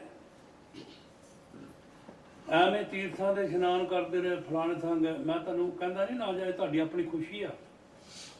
ਪਰ ਇੱਥੇ ਦੇਖੋ ਗੁਰੂ ਗ੍ਰੰਥ ਸਾਹਿਬ ਮਹਾਰਾਜ ਕੀ, ਗੁਰੂ ਸਾਹਿਬ ਕੀ ਕਹਿੰਦੇ, ਗੁਰੂ ਅਮਰਦਾਸ, ਉਹ ਕਹਿੰਦੇ ਤੀਰਥ ਨਹਾਤੇ ਏਕ ਫਲ। ਜੇ ਤੀਰਥ ਜਾ ਕੇ ਨਹਾਓਗੇ, ਤੁਹਾਡਾ ਕੋਈ ਰੋਗ ਹਟ ਜਾਏਗਾ, ਜੇ ਕੋਈ ਮੰਗ ਪੂਰੀ ਹੋ ਜਾਏਗੀ। ਤੀਰਥ ਨਹਾਤੇ ਏਕ ਫਲ, ਸੰਤ ਮਿਲੇ ਫਲ ਚਾਰ, ਸਤਿਗੁਰ ਮਿਲੇ ਅਨੇਕ ਫਲ, ਕਹੇ ਕਬੀਰ ਵਿਚਾਰ। ਕਬੀਰ ਸਾਹਿਬ ਨੇ ਜ਼ਿੰਦਗੀ ਦੇ ਪ੍ਰੈਕਟੀਕਲ ਦੇ ਵਿੱਚੋਂ ਇਹ ਚੀਜ਼ ਸਾਨੂੰ ਆਖੀ ਕਿ ਭਾਈ ਸੰਤਾਂ ਨੂੰ ਮਿਲਣਾ ਚਾਰ ਫਲ ਮਿਲਦੇ ਆ। ਹੁਣ ਤੁਸੀਂ ਪਤਾ ਨਹੀਂ ਕਿਹੜੇ ਫਲ ਸੋਚੋਗੇ, ਤੁਸੀਂ ਤਾਂ ਇਹੀ ਕਹਿਣਾ ਕੇਲਾ, ਸੰਤਰਾ ਤੇ ਅਮਰੂਦ ਤੇ ਅੰਬ ਮਿਲਣਗੇ। ਇਹ ਫਲ ਨਹੀਂ ਹੈਗੇ, ਇਹ ਫਲ ਨਹੀਂ। ਦਇਆ, ਸਤ, ਸੰਤੋਖ ਤੇ ਨਾਮ, ਆਹ ਫਲ ਆ। ਸੰਤ ਸ਼ਰਨ ਦੇ ਵਿੱਚ ਜਾਵਾਂਗੇ, ਜਿਉਂ-ਜਿਉਂ ਭਿੱਜੇ ਕੰਬਲੀ ਤਿਉਂ-ਤਿਉਂ ਭਾਰੀ ਹੋ। ਜਿਉਂ-ਜਿਉਂ ਸੰਗਤ ਕਰਾਂਗੇ, ਤਿਉਂ-ਤਿਉਂ ਗਿਆਨ ਅੰਦਰ ਵਸਦਾ ਜਾਏਗਾ, ਤੇ ਜਿਹੜਾ ਬਾਹਰੀ ਗਿਆਨ ਹੈ ਸਾਡੇ ਦਿਮਾਗ ਚੋਂ ਨਿਕਲ ਜਾਏਗਾ। ਅਸਲੀ ਗਿਆਨ ਜਿਹੜਾ ਉਹ ਸਾਡੇ ਸਰੀਰ ਦੇ ਅੰਦਰ ਪ੍ਰਗਟ ਹੋ ਜਾਏਗਾ। ਔਰ ਉਸ ਗਿਆਨ, ਜਿਹੜੇ ਬਾਹਰੀ ਗਿਆਨ ਆ, ਕਿਤਾਬੀ ਗਿਆਨ ਹਨ, ਉਹਦੇ ਬਾਰੇ ਤਾਂ ਮਹਾਰਾਜ ਨੇ ਸਿੱਧੀ ਗੱਲ ਕਹਿਤੀ ਹੈ, ਗਿਆਨ ਧਿਆਨ ਕਿਛ ਕਰਮ ਨਾ ਜਾਣਾ, ਸਾਰ ਨਾ ਜਾਣਾ ਤੇਰੀ, ਸਭ ਤੇ ਵੱਡਾ ਸਤਿਗੁਰ ਨਾਨਕ ਜਿਨ ਕਲ ਰਾਖੀ ਮੇਰੀ। ਇੱਥੇ ਸਤਿਗੁਰ ਨਾਨਕ ਕਿਹਨੂੰ ਆਖਿਆ? ਇਹ ਪਿਤਾ ਕਾਲੂ ਦੇ ਪੁੱਤਰ ਗੁਰੂ ਨਾਨਕ ਨੂੰ ਨਹੀਂ ਆਖਿਆ। ਇੱਥੇ ਨਾਨਕ ਅਕਾਲ ਪੁਰਖ ਨੂੰ, ਜਿਹਨੂੰ ਨਾਨਕ ਨੇ ਨਾਨਕ ਆਖਿਆ ਵਾ। ਕਹਿੰਦੇ ਕਿ ਆਦਿ ਸੱਚ ਜੁਗਾਦ ਸੱਚ ਹੈ ਵੀ ਸੱਚ, ਨਾਨਕ ਹੋਸੀ ਵੀ ਸੱਚ। ਉਹ ਨਾਨਕ ਜਿਹਨੂੰ ਰਾਮ ਵੀ ਕਹਿ ਕੇ ਆਖਿਆ, ਕਰਤਾਰ ਵੀ ਕਹਿ ਕੇ ਆਖਿਆ, ਵਾਹਿਗੁਰੂ ਕਹਿ ਕੇ ਵੀ ਆਖਿਆ ਗੁਰੂ ਨਾਨਕ ਨੇ। ਬੜੇ ਨਾਂ ਰੱਖੇ ਗੁਰੂ ਨਾਨਕ ਨੇ, ਔਰ ਖੁੱਲੀ ਛੁੱਟੀ ਦੇਤੀ। ਸਾਡੇ ਕਿਸੇ ਦਾ ਕੰਡੀਸ਼ਨ ਨਹੀਂ ਲਾਈ ਕਿ ਤੁਸੀਂ ਆਹੀ ਕਹਿਣਾ ਹੈਗਾ। ਉਹ ਕਹਿ ਦਿੱਤਾ, ਕੋਈ ਬੋਲੇ ਰਾਮ ਰਾਮ, ਕੋਈ ਖੁਦ ਆਏ, ਕੋਈ ਸੇਵੇਂ ਗੁਸਾਈਆਂ, ਕੋਈ ਹਲਾਏ। ਕੋਈ ਅੱਲਾ ਆਖਦਾ, ਕੋਈ ਗੁਸਾਈ ਆਖਦਾ, ਕੋਈ ਰਾਮ ਰਾਮ ਆਖਦਾ, ਕੋਈ ਜੈ ਸੀਤਾ ਰਾਮ ਕਹਿੰਦਾ, ਕੋਈ ਰਾਧੇ ਕ੍ਰਿਸ਼ਨ ਕਹਿੰਦਾ, ਕੋਈ ਕੁਛ ਕਹਿੰਦਾ, ਕੋਈ ਨਾਨਕ ਨਾਮ ਚੜ੍ਹਦੀ ਕਲਾ। ਸਾਰੇ ਰੱਬ ਦੇ ਨਾਮ, ਵਾਹਿਗੁਰੂ, ਕਰਤਾਰ, ਨਿਰੰਕਾਰ, ਅੱਲਾ, ਖੁਦਾ, ਸਾਰੇ ਉਹਦੇ ਨਾਂ ਆਏ ਨੇ। ਪਰ ਈਦ ਦੇ ਬਣ ਉਹ ਇੱਕ ਨਾਂ ਬੜਿਆ ਉਹਦੇ। ਜੇ ਨਾਮਦੇਵ ਨੇ ਕਿਤੇ ਉਹਨੂੰ ਬੀਠਲ ਕਹਿ ਕੇ ਯਾਦ ਕੀਤਾ, ਬੀਠਲ ਦਾ ਮਤਲਬ ਬੱਠਲ, ਲੋਹਾਂਡਾ ਜਿਹਨੂੰ ਕਹਿੰਦੇ ਆਪਾਂ, ਉਹਨੂੰ ਕਹਿੰਦੇ। ਨਾਮਦੇਵ ਨੇ ਬੀਠਲ ਕਹਿ ਕੇ ਪੁਕਾਰਿਆ, ਮਹਾਰਾਜ ਰਵਿਦਾਸ ਜੀ ਨੇ ਮਾਧੋ ਕਹਿ ਕੇ ਪੁਕਾਰਿਆ। माधो हम ऐसे तू ऐसा। महाराज गुरु नानक कहते, महाराज दर्शनदास ने आख्या मेरे राम क्या मेरे राम हर संतां जे वड़ना। कोई गुरु नानक गल कह रहे, फिर संतां ते गल आ जाती है। मेरे राम हर संतां जे वड़ना कोई, क्यों कोट अपराधी संत संग उधरे जम तां के नेड़ ना आवे। आ सुन लियो गल, ये गुरु ग्रंथ साहब कह रहा, मैं अपने कोलों नहीं कह रहा। वो कहते जिहड़े संत संग जाते जम नहीं उहदे नेड़े आ सकते। जम तां के नेड़ ना आवे, जन्म जन्म का बिछड़िया होवे, ਤਿੰਨ ਹਰ ਸਿਆਣ ਮਿਲਾਵੇ। ਆਹ ਸੰਤ ਕੰਮ ਕਰਦੇ ਆ। ਇਸ ਕਰਕੇ ਸੰਤਾਂ ਦੀ ਛੱਡ ਜਾਣਾ ਕਿ ਸਾਨੂੰ ਜਨਮਾਂ ਜਨਮਾਂ ਤੋਂ ਵਿਛੜੀਆਂ ਰੂਹਾਂ ਨੂੰ ਪਰਮਾਤਮਾ ਦੇ ਨਾਲ ਸੰਤ ਮਿਲਾ ਦਿੰਦੇ ਆ ਗਿਆ। ਜੇ ਆਪਣੀ ਚਤਰਾਈ ਨਾ ਤੁਸੀਂ ਆਪਣੇ ਆਪ ਦੇ ਵਿੱਚੋਂ ਨਹੀਂ ਨਿਕਲ ਪਾਏ। ਚਤਰਾਈ ਚਤਰ ਭੋਜਨਾ ਪਾਈ ਐਸਾ ਉੱਪਰ ਆਖਿਆ। ਤੋ ਇੱਥੇ ਮਹਾਰਾਜ ਨੇ ਬੜੀ ਵਧੀਆ ਗੱਲ ਬਿਆਨ ਕੀਤੀ ਆ ਗੁਰਬਾਣੀ ਦੇ ਵਿੱਚ। ਸਾਹਿਬ ਆਪਣੇ ਕੀ ਕਰੋ ਚਾਕਰੀ, ਸਭੇ ਛੋਟ ਚਤਰਾਈ ਦਿਓ, ਆਪੇ ਆਪਣਾ ਖੇਲ ਕਰਾਇੰਦਾ ਸੇਵਕ ਕੋ ਦੇ ਵਡਿਆਈ ਦਿਓ। ਉਹ ਸੇਵਕਾਂ ਨੂੰ ਵਡਿਆਈਆਂ ਦਿੰਦਾ, ਚਤਰਾਈਆਂ ਚ ਨਹੀਂ। ਭੋਲੇ ਭਾ ਮਹਾਰਾਜ ਭੋਲੇ ਭਾ ਮਿਲੇ ਰਘੁਰਾਇਆ। ਉਹ ਪਰਮਾਤਮਾ ਰਘੁਰਾਇਆ ਜਿਹੜਾ ਨਾ, ਉਹ ਭੋਲੇ ਭਾ ਨਾਲ ਮਿਲਦਾ, ਚਤਰਾਈ ਨਾਲ ਨਹੀਂ। ਜੇ ਮਹਾਰਾਜ ਨੇ ਦੂਜੇ ਪਾਸੇ ਆਖਿਆ ਸਾਹਿਬ ਕਾ ਸੇਵਕ ਰਹਿ ਸ਼ਰਨਾਈ।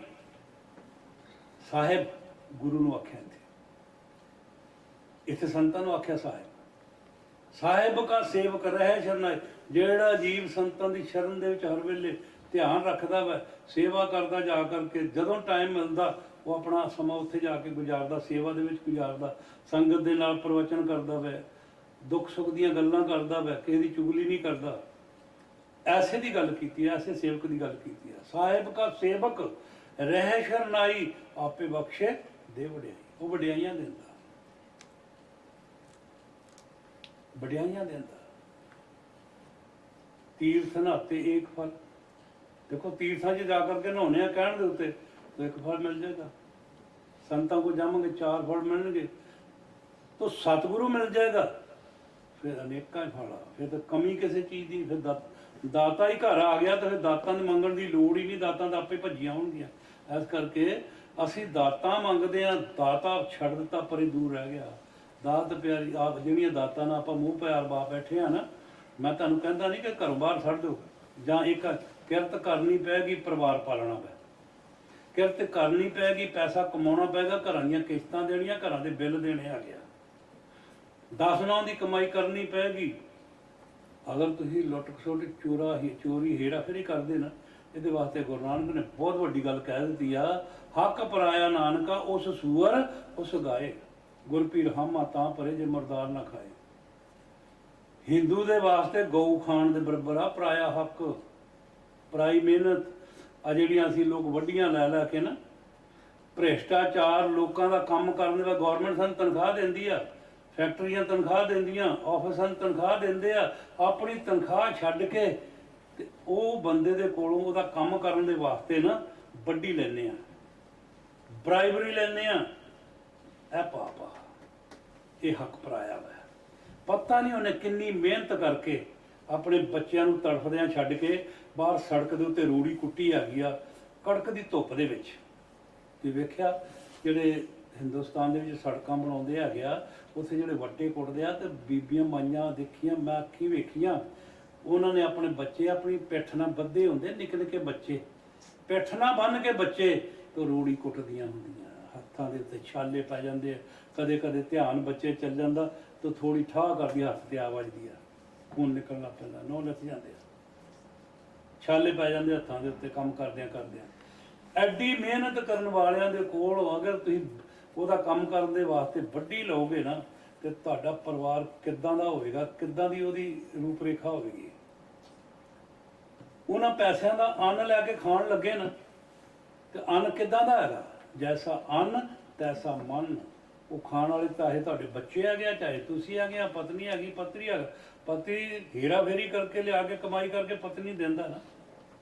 ਆਫਿਸਾਂ ਦੇ ਵਿੱਚ ਹਰ ਕੋਈ ਐਸਾ ਬੰਦਾ ਨਹੀਂ ਮਿਲ ਰਿਹਾ ਜਿਹੜਾ ਭ੍ਰਿਸ਼ਟ ਨਹੀਂ ਹੈਗਾ, ਕਿਉਂਕਿ ਖਰਚੇ ਇੰਨੇ ਵੱਧ ਗਏ, ਖਰਚੇ ਇੰਨੇ ਵੱਧ ਗਏ, ਮੇਨਟੇਨ ਕਰਨੇ ਔਖੇ ਹੋ ਗਏ। ਸਿੰਪਲਸਿਟੀ ਜਾਂਦੀ ਉਹ ਲੱਗੀ ਆ।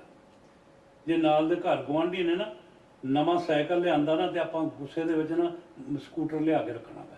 ਜੇ ਸਕੂਟਰ ਲਿਆਂਦਾ ਕਿ ਨਾ ਆਪਾਂ ਤੇ ਹੋਂਡਾ ਲੈਣਾ ਜਾਂ ਬੁਲਟ ਮੋਟਰਸਾਈਕਲ ਲੈਣਾ।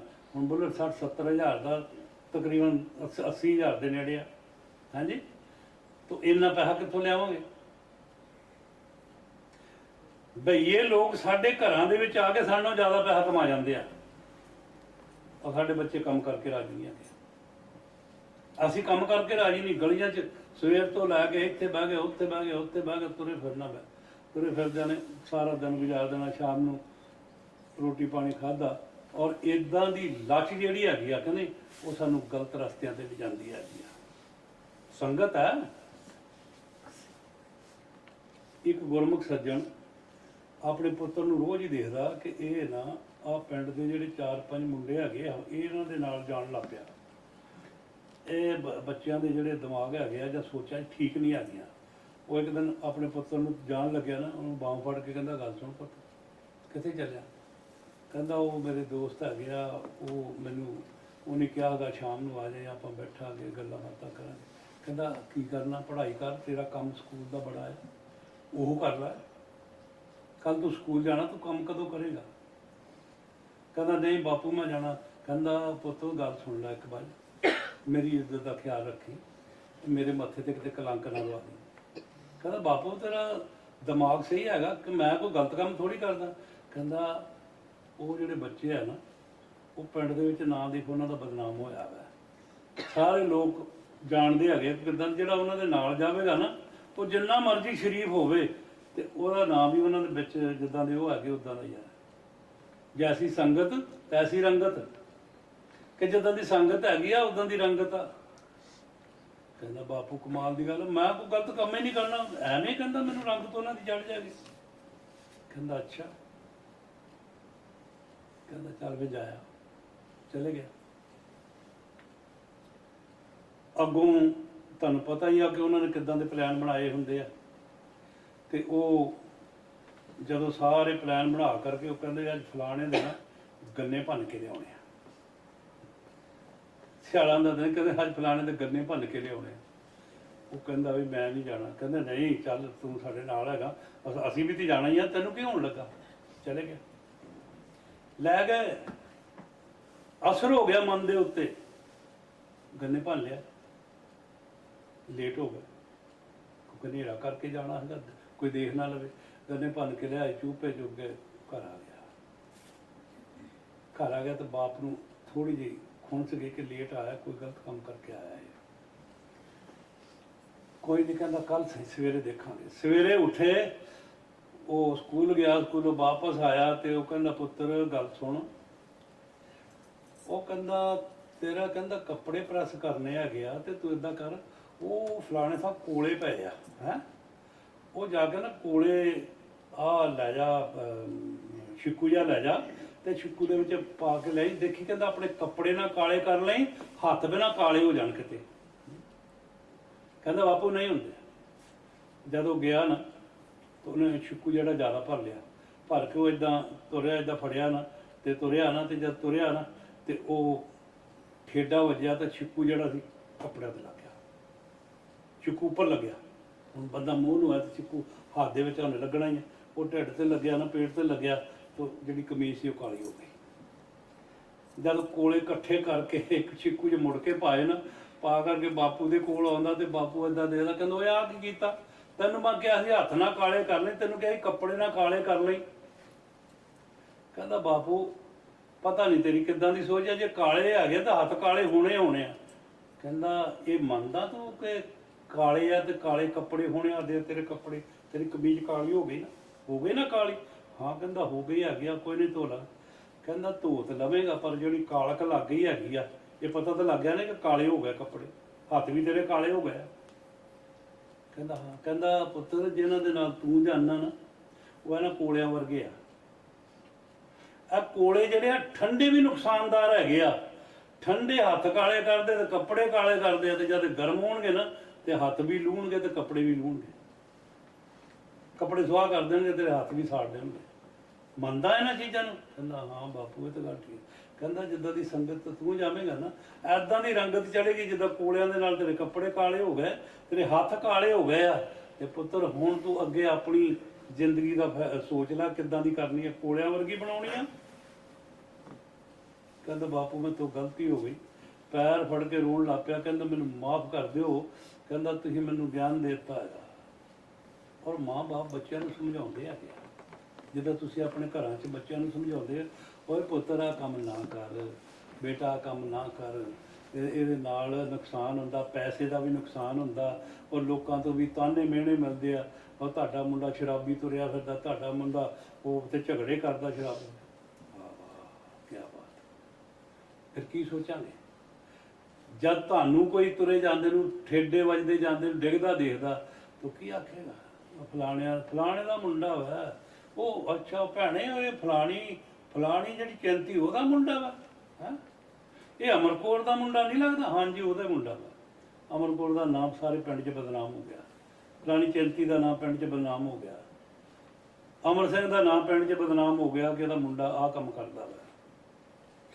ਭੈਣਾ ਵਿਆਹਿਆ ਤੇ ਆਇਆ, ਇਹਨੂੰ ਆਪਣੇ ਘਰ ਦਾ ਨਹੀਂ ਫਿਕਰ ਹੈਗਾ, ਇਹਦੀ ਜਨਾਨੀ ਨਹੀਂ ਇਹਨੂੰ ਕਿਆ ਕਰੇਗੀ ਜਨਾਨੀ? ਤੁਸੀਂ ਕਹਿਣਾ ਨਹੀਂ ਮੰਨਦੇ ਜਨਾਨੀ ਦਾ। ਔਰਤ ਦਾ ਵੀ ਨਾਮ ਬਦਨਾਮ ਹੋ ਗਿਆ। ਉਹ ਮੁਫਤ ਦੇ ਵਿੱਚ ਗਲਤੀ ਤੁਹਾਡੀ ਜਾਂ ਮੇਰੀ ਹੈਗੀ ਆ, ਔਰਤ ਮੇਰੀ ਜਿਹੜੀ ਆ ਉਹ ਮੁਫਤ ਦੇ ਵਿੱਚ ਬਦਨਾਮ ਹੋ ਗਈ ਆ। ਤੇ ਫਲਾਣੀ ਦੇ ਘਰ ਵਾਲਾ ਏਦਾਂ ਹੀ ਰਹਿੰਦਾ ਵਾ, ਨੰਗ ਭੁੱਖ ਨਾ ਭੁੱਲਦਾ, ਇਹ ਸ਼ਰਾਬੀ ਵੀ ਰਹਿੰਦਾ ਵਾ, ਹਰ ਵੇਲੇ ਨਾ ਏਦਾਂ ਹੀ ਤੁਰਿਆ ਫਿਰਦਾ, ਇਹਨੂੰ ਕੰਮ ਹੀ ਨਹੀਂ ਕੋਈ ਹੈਗਾ। ਮੈਂ ਤੁਹਾਨੂੰ ਤੁਹਾਡੀ ਜ਼ਿੰਦਗੀ ਦੇ ਤਜਰਬੇ ਦੱਸਦਾ ਵਾਂ। ਹੁਣ ਇੱਥੇ ਮਹਾਰਾਜ ਨੇ, ਕਬੀਰ ਸਾਹਿਬ ਨੇ ਇੱਕ ਗੱਲ ਬੜੀ ਵੱਡੀ ਕਹੀ ਹੈਗੀ ਆ ਗੁਰੂ ਗ੍ਰੰਥ ਸਾਹਿਬ ਦੇ ਵਿੱਚ। ਤੁਸੀਂ ਜਿੰਨਾ ਮਰਜ਼ੀ ਪੈਸਾ ਲਾ ਕਰਕੇ ਨਾ ਆਪਣੀ ਇੱਜ਼ਤ ਬਣਾਉਣ ਦੀ ਕੋਸ਼ਿਸ਼ ਕਰੋ, ਲੱਗਿਆ ਹੋਇਆ ਕਲੰਕ ਕਦੇ ਲਹਿੰਦਾ ਨਹੀਂ ਹੈਗਾ। ਲੱਗਿਆ ਹੋਇਆ ਕਲੰਕ ਨਹੀਂ ਲੱਥਣਾ। ਹੁਣ ਇੱਥੇ ਕਬੀਰ ਸਾਹਿਬ ਕਹਿੰਦੇ ਆ, ਭਾਂਗ, ਮੱਛਲੀ, ਸੁਰਾਪਾਨ, ਆ ਗੁਰੂ ਗ੍ਰੰਥ ਸਾਹਿਬ ਕਹਿੰਦਾ ਜਿਹਨੂੰ ਤੁਸੀਂ ਮੱਥੇ ਟੇਕਦੇ ਜਾ ਕਰਕੇ। ਇੱਕ ਪਾਸੇ ਤੁਸੀਂ ਉਹ ਗਲਤ ਕੰਮ ਕਰਦੇ ਆ, ਦੂਜੇ ਪਾਸੇ ਜਾ ਕੇ ਮੱਥੇ ਟੇਕਦੇ ਆ ਗੁਰੂ ਗ੍ਰੰਥ ਸਾਹਿਬ ਨੂੰ। ਭਾਂਗ, ਮੱਛਲੀ, ਸੁਰਾਪਾਨ ਜੋ ਜੋ ਪ੍ਰਾਣੀ ਖਾਏ, ਤੀਰਥ ਵਰਤ ਨੇਮ ਕੀਏ ਸਭੇ ਸਾਤਨ ਜਾਏ। ਕਰ ਲੋ ਕਿਆ ਕਰਦੇ ਜੀ, ਜਿੰਨਾ ਮਰਜੀ ਪਾਠ ਕਰ ਲਓ, ਜਿੰਨੀ ਮਰਜੀ ਪੂਜਾ ਕਰ ਲਓ, ਜਿੰਨਾ ਮਰਜੀ ਬੰਦਗੀ ਕਰ ਲਓ, ਦਾਨ ਕਰ ਲਓ ਜਿੰਨਾ ਮਰਜੀ। ਮਾਰ ਕਹਿੰਦੇ ਮਿੱਟੀ 'ਚ ਮਿਲ ਗਿਆ। ਕਿੱਦਾਂ? ਭੰਗ ਪੀਂਦੇ ਹੋ, ਮੱਛੀ ਦਾ ਮਾਸ ਖਾਂਦੇ ਹੋ, ਚਾਹੇ ਉਹ ਬੱਕਰੀ ਦਾ, ਭੇਡ ਦਾ, ਐ ਨਹੀਂ ਹੋ ਕਿਸੇ ਦਾ ਵੀ ਹੈਗਾ, ਮਾਸ ਤੇ ਮਾਸ ਹਨ। ਆਂਡਾ ਵੀ ਮਾਸ 'ਚ ਆਉਂਦਾ, ਮੱਛੀ ਵੀ ਮਾਸ 'ਚ ਆਉਂਦੀ। ਭੰਗ ਇੱਕ ਨਸ਼ਾ ਵਾ, ਕਹਿੰਦੇ ਨਾ ਕਿ ਭੰਗ ਤੇ ਨਸ਼ਾ ਤੇ ਚੜਿਆ ਦੋ ਦਿਨ ਨਹੀਂ ਉਤਰਦਾ। ਸਾਡੇ ਖੇਤਾਂ ਦੇ ਵਿੱਚ ਫਰੀ ਮਿਲਦਾ ਵਾ ਇੱਥੇ ਤੁਸੀਂ ਮੁੱਲ। ਔਰ ਇੱਥੇ ਸਜ਼ਾ ਪਤਾ ਕਿੰਨੀ ਹੈ? ਕਿੰਨੇ 12 14 ਸਾਲ ਦੀ ਸਜ਼ਾ ਜੇ ਭੰਗ ਦਾ ਬੂਟਾ ਤੁਹਾਡੇ ਘਰ ਦੇ ਵਿੱਚੋਂ ਕਿਤੇ ਮਿਲ ਜਾਣ। ਸਾਡੇ ਇੰਗਲੈਂਡ ਦੇ ਵਿੱਚ ਤਾਂ ਬਹੁਤ ਵੱਡੀ ਸਜ਼ਾ ਵਾ। ਭੰਗ ਦਾ ਬੂਟਾ ਤੁਹਾਡੇ ਘਰ 'ਚ, ਉੱਥੇ ਲੋਕੀ ਲਾਈਟਾਂ ਲਾ ਕੇ ਨਾ, ਆ ਜਿਹੜੀਆਂ ਹੁੰਦੀਆਂ ਲਾਈਟਾਂ ਦੇ ਨਾਲ ਉਹ ਬੂਟੇ ਉਗਾਉਂਦੇ ਆ, ਫੜੇ ਜਾਂਦੇ, 20 ਸਾਲ ਦੀ ਸਜ਼ਾ ਹੁੰਦੀ ਹੈ। 20 ਸਾਲ ਦੀ ਸਜ਼ਾ। ਤੇ ਤੁਸੀਂ ਜਾਓ ਨਾ ਆਪਣੇ ਪਿੰਡ, ਕਿਸੇ ਪਿੰਡ ਦੇ ਵਿੱਚ ਖੇਤ ਭਰੇ ਪਏ ਆ ਭੰਗ ਦੇ ਨਾਲ, ਕੋਈ ਨਹੀਂ ਪੀਂਦਾ ਦਿਖਦਾ। ਉਹ ਕਿਹੜਾ ਨਸ਼ਾ ਲੈਂਦੇ? ਸਿੰਥੈਟਿਕ ਨਸ਼ਾ ਜਿਹੜਾ ਹੈਗਾ, ਉਹ ਜਿਹੜਾ ਕੈਮੀਕਲ ਦਾ ਵਾ, ਜਿਹੜਾ ਤੁਹਾਡੀ ਬੋਡੀ ਨੂੰ 1 ਮਿੰਟਾਂ ਸਕਿੰਟਾਂ 'ਚ ਖੋਰ ਦਿੰਦਾ ਹੈਗਾ, ਕਾਲ ਦਿੰਦਾ ਹੈਗਾ, ਕੈਂਸਰ ਵਰਗੇ ਰੋਗ ਅੰਦਰ ਪੈਦਾ ਕਰਦਾ। ਆ ਜਿਹੜਾ ਤੁਸੀਂ ਉਹ ਕੱਲ ਆਖਿਆ ਸੀ ਨਾ, ਉਹ ਕੀ ਇਹਨੂੰ ਕਹਿੰਦੇ ਹੁੰਦੇ ਆ? ਹੈ ਜੀ ਜਰਦਾ। ਦੇਖੋ ਬੀਬੀਆਂ ਨੂੰ ਚੇਤੇ, ਮੈਨੂੰ ਭੁੱਲ ਗਿਆ। ਉਹ ਐਂ ਚਾਕੀ ਮਾਰ ਕੇ ਐਂ ਕਰਕੇ ਗੋਲੀਆਂ ਬੋਲ ਐਂ ਕਰਕੇ ਠਕਰਾਉਂਦੇ ਨਾ, ਉਹਦੇ ਨਾਲ ਤੁਹਾਡੇ ਆ ਜਿਹੜੇ ਬੁੱਟ ਹੈਗੇ ਕੈਂਸਰ ਹੋ ਜਾਂਦੀ ਹੈ। ਚੂਨਾ ਵਾ, ਕਾਰਬਨ ਡਾਈਆਕਸਾਈਡ ਆ ਉਹਦੇ ਵਿੱਚ, ਤੁਹਾਡੇ ਦੰਦਾਂ ਦੇ ਅੰਦਰ ਤੱਕ ਗਲ ਜਾਂਦੇ ਹੈਗੇ ਆ। ਮੈਂ ਐਸੇ ਲੋਕ ਦੇਖਿਆ, ਉਹ ਖੜੇ ਐਡੀ ਦੂਰ ਖੜਾ, ਤੁਸੀਂ ਉਹਦੇ ਕੋਲ ਖੜੇ ਨਹੀਂ ਹੋ ਸਕਦੇ। ਜਦ ਤੁਸੀਂ ਸ਼ਰਾਬ ਪੀ ਕੇ ਘਰ ਆਉਂਦੇ ਹੋ, ਜਨਾਨੀ ਦੇ ਲਾਗੇ ਖੜੇ ਹੁੰਦੇ ਹੋ, ਜਾਂ ਲਾਗੇ ਅਕਸਰ ਖਾਣਾ ਬੈਠਣਾ ਵਾ, ਜਦ ਉਹਨੂੰ ਬੋ ਆਉਂਦੀ ਹੈ ਤਾਂ ਐਂ ਮੂੰਹ ਕਰਨੀ, ਪਰਾਂ ਰੱਖ ਮੂੰਹ, ਸੜਿਆਨ ਆਉਂਦੀ ਹੈ ਤੇਰੇ ਕੋਲ, ਫਿਰ ਤੁਹਾਨੂੰ ਗੁੱਸਾ ਚੜ੍ਹਦਾ। ਉਹ ਸੱਚ ਕਹਿੰਦੀ ਆ ਵਿਚਾਰੀ, ਸੱਚ ਕਹਿ ਰਹੀ ਆ, ਸੱਚ ਬੋਲਦੀ ਆ, ਤੇ ਕੁੱਟ ਖਾਂਦੀ ਆ। ਤੈਨੂੰ ਬਹੁਤ ਮੁਸ਼ਕ ਆਉਂਦਾ ਮੇਰੇ ਕੋਲੋਂ ਹੁਣ।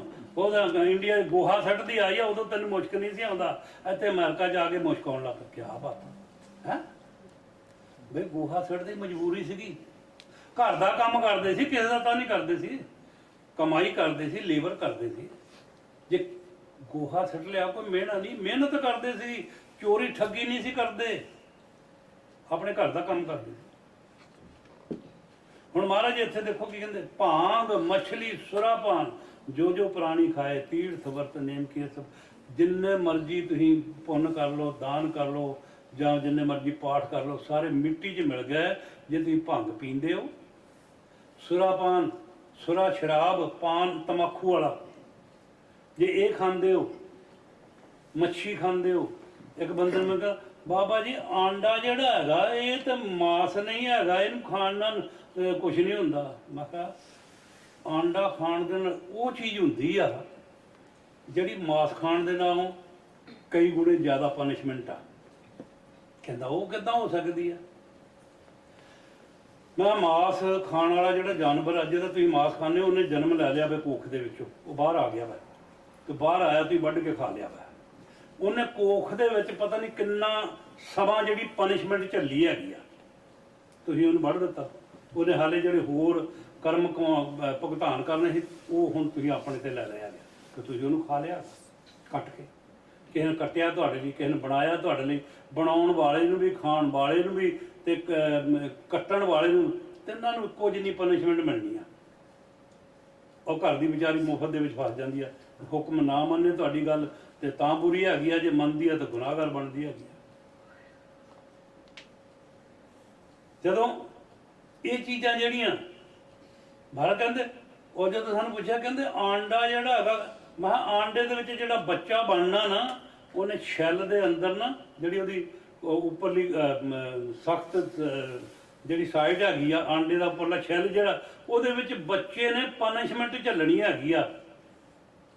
ਬੱਚਾ ਬਣਨਾ ਵਾ, ਉਹਦੇ ਵਿੱਚ ਪਤਾ ਨਹੀਂ ਕਿੰਨੀ ਦੇਰ ਉਹਨੇ ਉਹਦੇ ਵਿੱਚ, ਉਹ ਚੋਂ ਬਾਹਰ ਨਹੀਂ ਨਿਕਲ ਸਕਣਾ ਉਹਨੇ। ਉਹਦੇ 'ਚ ਕਿੰਨਾ ਇਕੱਠਾ ਕਰਕੇ ਨਾ ਉਹਦੇ ਵਿੱਚ ਉਹ ਆਂਡੇ ਦੇ ਅੰਦਰ ਅੰਦਰ ਰਹਿੰਦਾ। ਫਿਰ ਕਿਤੇ ਦਾਤਾ ਦਿਆਲ ਹੁੰਦਾ ਤਾਂ ਉਹ ਪਹਿਲਾਂ ਬਥੇਰਾ ਤੜਫਦਾ ਹੈਗਾ, ਨਿਕਲਦਾ ਨਹੀਂ ਹੈਗਾ। ਇੱਕ ਦਿਨ ਮਾਲਕ ਦਿਆਲ ਹੁੰਦਾ ਨਾ ਤਾਂ ਆਂਡੇ ਦੀ ਸਕਿਨ ਜਿਹੜੀ ਫੋੜ ਦਿੰਦਾ ਹੈਗਾ, ਬੱਚਾ ਬਾਹਰ ਆ ਜਾਂਦਾ। ਹੁਣ ਜਿਹੜਾ ਬੱਚੇ ਨੇ ਆਂਡੇ ਦੇ ਵਿੱਚ ਦੁੱਖ ਝੱਲਣਾ ਸੀ ਨਾ, ਤੇ ਉਹ ਦੁੱਖ ਜਿਹੜਾ ਨਾ, ਉਹਨੇ ਪਨਿਸ਼ਮੈਂਟ ਆਉਣ ਤੋਂ ਪਹਿਲਾਂ ਹੀ ਤੁਸੀਂ ਉਹਨੂੰ ਖਾ ਲਿਆ ਹੈਗਾ, ਤੇ ਉਹ ਪਨਿਸ਼ਮੈਂਟ ਤੁਹਾਨੂੰ ਝੱਲਣੀ ਪੈਣੀ ਹੈ, ਉਹ ਦੁੱਖ ਤੁਹਾਨੂੰ ਝੱਲਣੇ ਪੈਣੇ ਆ। ਉਹ ਆਂਡੇ ਦੇ ਵਿੱਚ ਐਵੇਂ ਨਹੀਂ ਕਹਿੰਦੇ ਕਿ ਨਗੂਰਾ ਜਿਹੜਾ ਲੱਖਾਂ ਪਾਪੀਆਂ ਦਾ ਭਾਰ ਉਹਦੇ ਸਿਰ, ਇੱਕ ਨਗੂਰੇ ਕੀ ਚੀਜ਼ ਪਰ ਲੱਖ ਪਾਪੀਆਂ ਕੋ ਭਾਰ। ਮਾਰੇ ਸਿੱਧੀ ਗੱਲ ਕਹਿੰਦੇ ਆ, ਮਾਲਾ ਫੇਰੋ, ਆਹ ਕਰੋ ਜੀ, ਆਹ ਕਰੋ। ਤੇ ਮਹਾਰਾਜ ਬਾਣੀ 'ਚ ਇਹ ਵੀ ਗੱਲ ਕਰਤੀ, ਮਾਲਾ ਲੱਕੜ ਦੇ ਮਣ ਕੇ ਆ ਫੇਰੀ ਜਾਓ। ਤੁਹਾਡਾ ਧਿਆਨ ਤਾਂ ਮਣ ਕੇ ਘੁਮਾਉਣ 'ਚ, ਤੁਹਾਡਾ ਧਿਆਨ ਇਹ ਜਿਹੜਾ ਹੈਗਾ ਰੱਬ 'ਚ ਤੱਗਿਆ ਹੀ ਨਹੀਂ ਹੈਗਾ। ਮਾਲਾ ਫੜ ਕੇ ਫੇਰੋਗੇ ਨਾ ਤਾਂ ਤੁਸੀਂ ਉਡੀਕਣਾ ਹੈਗਾ ਕਦੋਂ ਫੁੱਲ ਜਿਹਾ ਆਉਂਦਾ ਹੈਗਾ ਤੇ ਪੂਰਾ ਹੋਵੇ। ਨਹੀਂ ਕਰਕੇ ਵੇਖ ਲਈਓ, ਤੁਸੀਂ ਐਂ ਕਰਦੇ ਕਰਦੇ ਤੁਹਾਡਾ ਸਤਿਨਾਮ ਵਾਹਿਗੁਰੂ, ਸਤਿਨਾਮ ਵਾਹਿਗੁਰੂ, ਸਤਿਨਾਮ, ਤੁਸੀਂ ਉਡੀਕਣਾ ਹੈਗਾ ਉਹ ਫੁੱਲ ਜਿਹਾ ਕਦੋਂ ਆਉਂਦਾ, ਤੇ ਪਤਾ ਲੱਗੇ ਕਿ ਇੱਕ ਵਾਰੀ ਹੋ ਗਿਆ, ਤੇ 100 ਵਾਰੀ ਹੋ ਗਿਆ ਹੈਗਾ ਸਤਿਨਾਮ ਵਾਹਿਗੁਰੂ, 100 ਵਾਰੀ ਹੋ ਗਿਆ ਹੈਗਾ। ਤੁਹਾਡਾ ਧਿਆਨ ਮਾਲਾ ਦੇ ਮਣਕਿਆਂ ਦੇ ਵਿੱਚ ਹੈ। ਤੇ ਮਹਾਰਾਜ ਕਹਿੰਦੇ ਮਾਲਾ ਲੱਕੜ, ਠਾਕਰ ਪੱਥਰ, ਤੀਰਥ ਸਭੇ ਪਾਣੀ, ਵੈਨ ਨਾਮੇ ਸੁਥਰਿਆ, ਇਹ ਵੇਦ ਕਹਾਣੀ। ਜਿੰਨੇ ਧਾਰਮਿਕ ਗ੍ਰੰਥ ਹੈਗੇ ਆ, ਨਾਮ ਤੋਂ ਬਗੈਰ, ਸ਼ਬਦ ਲੈਣ ਤੋਂ ਬਗੈਰ, ਇਹ ਕਹਾਣੀਆਂ ਪੜ੍ਹੀ ਜਾਓ, ਸੁਣੀ ਜਾਓ, ਕੁਛ ਨਹੀਂ ਹੋਣ ਵਾਲਾ। ਤੁਸੀਂ ਉਹ ਸੁਣੇ ਨਹੀਂ ਗਏ ਅੱਜ ਤੱਕ? ਗੁਰੂ ਘਰਾਂ ਦੇ ਵਿੱਚ ਜਾ ਕੇ ਕਿਆ ਤੁਸੀਂ ਮਹਾਰਾਜ ਦੀ ਬਾਣੀ ਨਹੀਂ ਸੁਣੀ? ਮੰਦਰਾਂ 'ਚ ਜਾ ਕਰਕੇ ਤੁਸੀਂ ਰਮਾਇਣ ਦਾ, ਗੀਤਾ ਦਾ ਕਿਆ ਅਧਾਏ ਤੁਸੀਂ ਗਿਆਨ ਨਹੀਂ ਸੁਣਿਆ ਹੈਗਾ? ਕਿਆ ਪੱਲੇ ਪਿਆ ਹੈ? ਇੱਕ ਸ਼ਬਦ ਤੁਹਾਡੇ ਜ਼ਿਹਨ ਦੇ ਵਿੱਚ ਨਹੀਂ ਵੜ ਸਕਿਆ, ਇੱਕ ਸ਼ਬਦ। ਇੱਕ ਸ਼ਬਦ ਮਹਾਰਾਜ ਕਹਿੰਦੇ ਆ, ਗੁਰੂ ਅਰਜਨ ਪਾਤਸ਼ਾਹ ਕਹਿ ਰਹੇ, ਏਕ ਸ਼ਬਦ ਮੇਰੇ ਪ੍ਰਾਣ ਬਸਤ ਹੈ, ਬਹੁਤ ਜਨਮ ਨਹੀਂ ਆਵਾਂ। ਇੱਕ ਸ਼ਬਦ ਮੇਰੇ ਪ੍ਰਾਣ ਮੀਨ ਸਵਾਸ, ਇੱਕ ਸ਼ਬਦ ਮੇਰੇ ਸਵਾਸਾਂ ਦੇ ਵਿੱਚ ਵਸ ਜਾਏ ਤੇ ਮੁੜ ਕੇ ਜਨਮ ਲੈਣ ਦੀ ਲੋੜ ਨਹੀਂ। ਸਦਾ ਦੇ ਵਾਸਤੇ ਆਤਮਾ ਪਰਮਾਤਮਾ ਨਾਲ ਮਿਲ ਜਾਏਗੀ। ਗਲਾਸ ਪਾਣੀ ਦਾ ਨਾ ਜਿਹੜਾ ਬਾਰ-ਬਾਰ ਕਦੀ ਗੰਦੇ ਪਾਣੀ 'ਚ ਜਾਂਦਾ ਵਾ, ਕਦੇ ਉਹ ਸੁੱਕੇ ਥਾਂ ਤੇ ਡੁੱਲਦਾ ਹੈਗਾ, ਫਿਰ ਉੱਡਦਾ, ਫਿਰ ਭਾਅ ਬਣਦਾ, ਫਿਰ ਉੱਡਦਾ, ਫਿਰ ਭਾਅ। ਜਿਹੜਾ ਗਲਾਸ ਸਮੁੰਦਰ ਦੇ ਵਿੱਚ ਚੱਲ ਗਿਆ ਨਾ, ਮੁੜ ਕੇ ਨਹੀਂ ਕੱਢ ਸਕਦੇ ਤੁਸੀਂ ਉਹਨੂੰ। ਉਹ ਪਾਣੀ ਦਾ ਗਲਾਸ ਸਮੁੰਦਰ ਦੇ ਵਿੱਚੋਂ ਨਹੀਂ ਕੱਢ। ਨਦੀ 'ਚ ਗੰਦੇ ਪਾਣੀ 'ਚ ਫਿਰ ਗਰਮ ਹੋਇਆ, ਸਮੁੰਦਰ 'ਚ ਜਾ ਕੇ ਸਮੁੰਦਰ ਬਣ ਗਿਆ। ਇੱਕ ਬੂੰਦ ਇੱਕ ਬੂੰਦ ਜਿਹੜੀ ਆ ਸਮੁੰਦਰ 'ਚ ਡਿੱਗ ਪਈ, ਸਮੁੰਦਰ ਨਾਲ ਰਲ ਗਈ, ਸਮੁੰਦਰ ਦੀ ਅੰਸ਼ ਬਣ ਗਈ। ਐਸੇ ਤਰ੍ਹਾਂ ਆਤਮਾ ਜਿਹੜੀ ਹੈਗੀ ਆ, ਜਿਹੜੀ ਪਰਵਤਗਾਰ ਨਾਲ ਸੰਤਾਂ ਮਹਾਤਾਂ ਨੇ ਮਿਲਾ ਦਿੱਤੀ ਨਾ, ਉਹ ਮੁੜ ਕੇ ਮੁਕਤੀ ਹੋ ਗਈ, ਮੁੜ ਕੇ ਥੱਲੇ ਨਹੀਂ ਆਉਂਦੀ ਹੈਗੀ।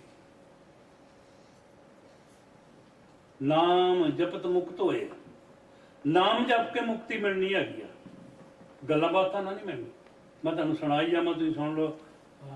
ਬਾਬਾ ਦੀਆਂ ਗੱਲਾਂ ਬਹੁਤ ਚੰਗੀਆਂ ਸੀਗੀਆਂ, ਮਨ ਨੂੰ ਲੱਗੀਆਂ। ਮਨ ਨੂੰ ਲੱਗਿਆ ਤਾਂ ਅਸਰ ਕਿਆ ਕੀਤਾ? ਤੇ ਨਾਮ ਲੈ ਕਰਕੇ ਸ਼ਬਦ ਲਿਆ, ਉਹਦੀ ਕਮਾਈ ਕਰੋ, ਤੁਹਾਨੂੰ ਕਿਤੇ ਜਾਣ ਦੀ ਲੋੜ ਨਹੀਂ। ਇਹ ਦਿਨ ਗੁਰੂ ਨਾਨਕ ਪਾਤਸ਼ਾਹ ਪ੍ਰਵਚਨ ਕਰਦੇ ਆ, ਤਾਂ ਇੱਕ ਸੇਵਕ ਕਹਿੰਦਾ, ਮਹਾਰਾਜ ਤੁਸੀਂ ਸਾਡੇ ਘਰ ਆਏ ਨਹੀਂ। ਕਹਿੰਦਾ ਕੋਈ ਬੁਲਾਉਂਦਾ ਹੀ ਨਹੀਂ, ਆਈਏ ਕਿੱਦਾਂ? ਕਹਿੰਦੇ ਮਹਾਰਾਜ ਮੈਂ ਤਾਂ ਤੁਹਾਨੂੰ ਬਹੁਤ ਵਾਰੀ ਕਿਹਾ। ਕਹਿੰਦੇ ਜਿੱਦਣ ਤੂੰ ਬੁਲਾਏਂਗਾ ਜ਼ਰੂਰ ਆਵਾਂਗੇ। ਭਾਈ ਲਾਲੋ ਬੈਠਾ ਸੀਗਾ। ਭਾਈ ਲਾਲੋ ਦੇ ਦਿਮਾਗ ਦੇ ਵਿੱਚ ਮਹਾਰਾਜ ਦੇ ਵਚਨ ਬਹਿ ਗਏ। ਕਹਿੰਦੇ ਮਹਾਰਾਜ ਕਹਿੰਦੇ ਕੋਈ ਬੁਲਾਉਂਦਾ ਹੀ ਨਹੀਂ ਤਾਂ ਆਈਏ ਕਿੱਦਾਂ? ਉਹ ਬੰਦਾ ਕਹਿੰਦਾ ਮਹਾਰਾਜ ਤੁਹਾਨੂੰ ਮੈਂ ਬਹੁਤ ਵਾਰੀ ਆਖਿਆ ਕਿ ਸਾਡੇ ਘਰ ਆਓ, ਤੁਸੀਂ ਚਰਨ ਪਾਓ, ਤੁਸੀਂ ਮਹਾਰਾਜ ਆਏ ਨਹੀਂ। ਉਹ ਕਹਿੰਦੇ ਤੂੰ ਸਾਨੂੰ ਬੁਲਾਇਆ ਹੀ ਨਹੀਂ, ਜੇ ਤੂੰ ਬੁਲਾ ਲੈਂਦਾ ਨਾ ਤੇ ਅਸੀਂ ਆਪੇ ਆ ਜਾਣਾ ਸੀਗਾ।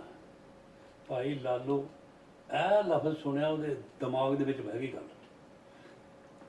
ਕਹਿੰਦੇ ਪਾਤਸ਼ਾਹ ਹੁਣ ਮੈਂ ਨਹੀਂ ਆਉਣਾ, ਹੁਣ ਤੁਹਾਨੂੰ ਆਉਣਾ ਪਏਗਾ, ਮੈਂ ਬੁਲਾਵਾਂਗਾ ਤੁਹਾਨੂੰ।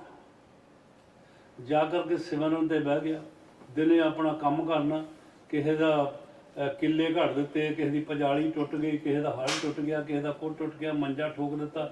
ਜੋ ਕੁਛ ਕਿਸੇ ਨੂੰ ਦੇਣਾ ਉਹ ਆਪਣਾ ਲਾਲਚ ਨਹੀਂ ਕਰਦਾ, ਉਹਦੇ ਨਾਲ ਹੀ ਆਪਣਾ ਗੁਜ਼ਾਰਾ ਕਰਦਾ ਸੀਗਾ। ਦਸਨਾਂ ਦੀ ਕਿਰਤ ਕਰਦਾ ਸੀਗਾ। ਰੁੱਖੀ ਮਿੱਸੀ ਜਿਹੋ ਜਿਹੀ ਪਕਾਉਂਦਾ ਸੀ, ਆਰਾਮ ਨਾਲ ਛਕ ਲੈਂਦਾ ਸੀਗਾ।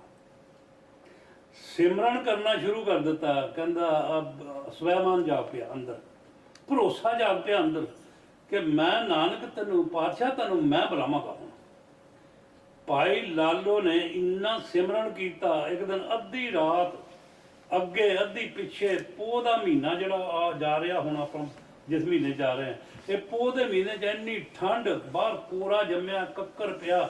ਔਰ ਰਾਤ ਦੇ 2-2:30 ਵਜੇ ਗੁਰੂ ਨਾਨਕ ਉੱਠ ਕਰਕੇ ਨਾ ਭਾਈ ਲਾਲੋ ਦੇ ਘਰ ਜਾ ਕੇ ਕੁੰਡਾ ਖੜਕਾਉਣ ਲੱਗ ਪਿਆ। ਰਾਤ ਇਸ ਵੇਲੇ ਹੁਣ ਰਾਤ ਨੂੰ 2-2:30 ਵਜੇ ਕੋਈ ਕੁੰਡਾ ਖੜਕਾਊਗਾ ਨਾ, ਤੇ ਬੰਦੇ ਨੂੰ ਪਤਾ ਵੀ ਕਿਸੇ ਦੇ ਘਰ ਕੋਈ ਵਰਤ ਗਿਆ ਹੈਗਾ। ਉਹ ਤੇ ਹੁਣ ਤਰਖਾਣ ਸੀਗਾ ਵਿਚਾਰਾ, ਲੱਕੜ ਦਾ ਕੰਮ ਕਰਦਾ ਸੀ, ਤੇ ਉਹਨੂੰ ਇਹੀ ਠੋਕਿਆ ਵੀ ਕਿਸੇ ਦੇ ਘਰ ਕੋਈ ਹੈਪਨ ਹੋ ਗਿਆ।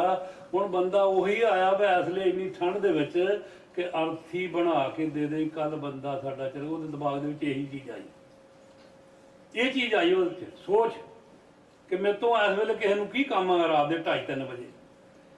ਜਦ ਗੁਰੂ ਨਾਨਕ ਕੁੰਡਾ ਖੜਕਾਈ ਜਾਂਦੇ ਆ, ਉਹ ਕਹਿੰਦਾ ਯਾਰ ਇਹ ਤੇ ਕੋਈ ਬਹੁਤ ਦੁਖੀ ਬੰਦਾ ਲੱਗਦਾ।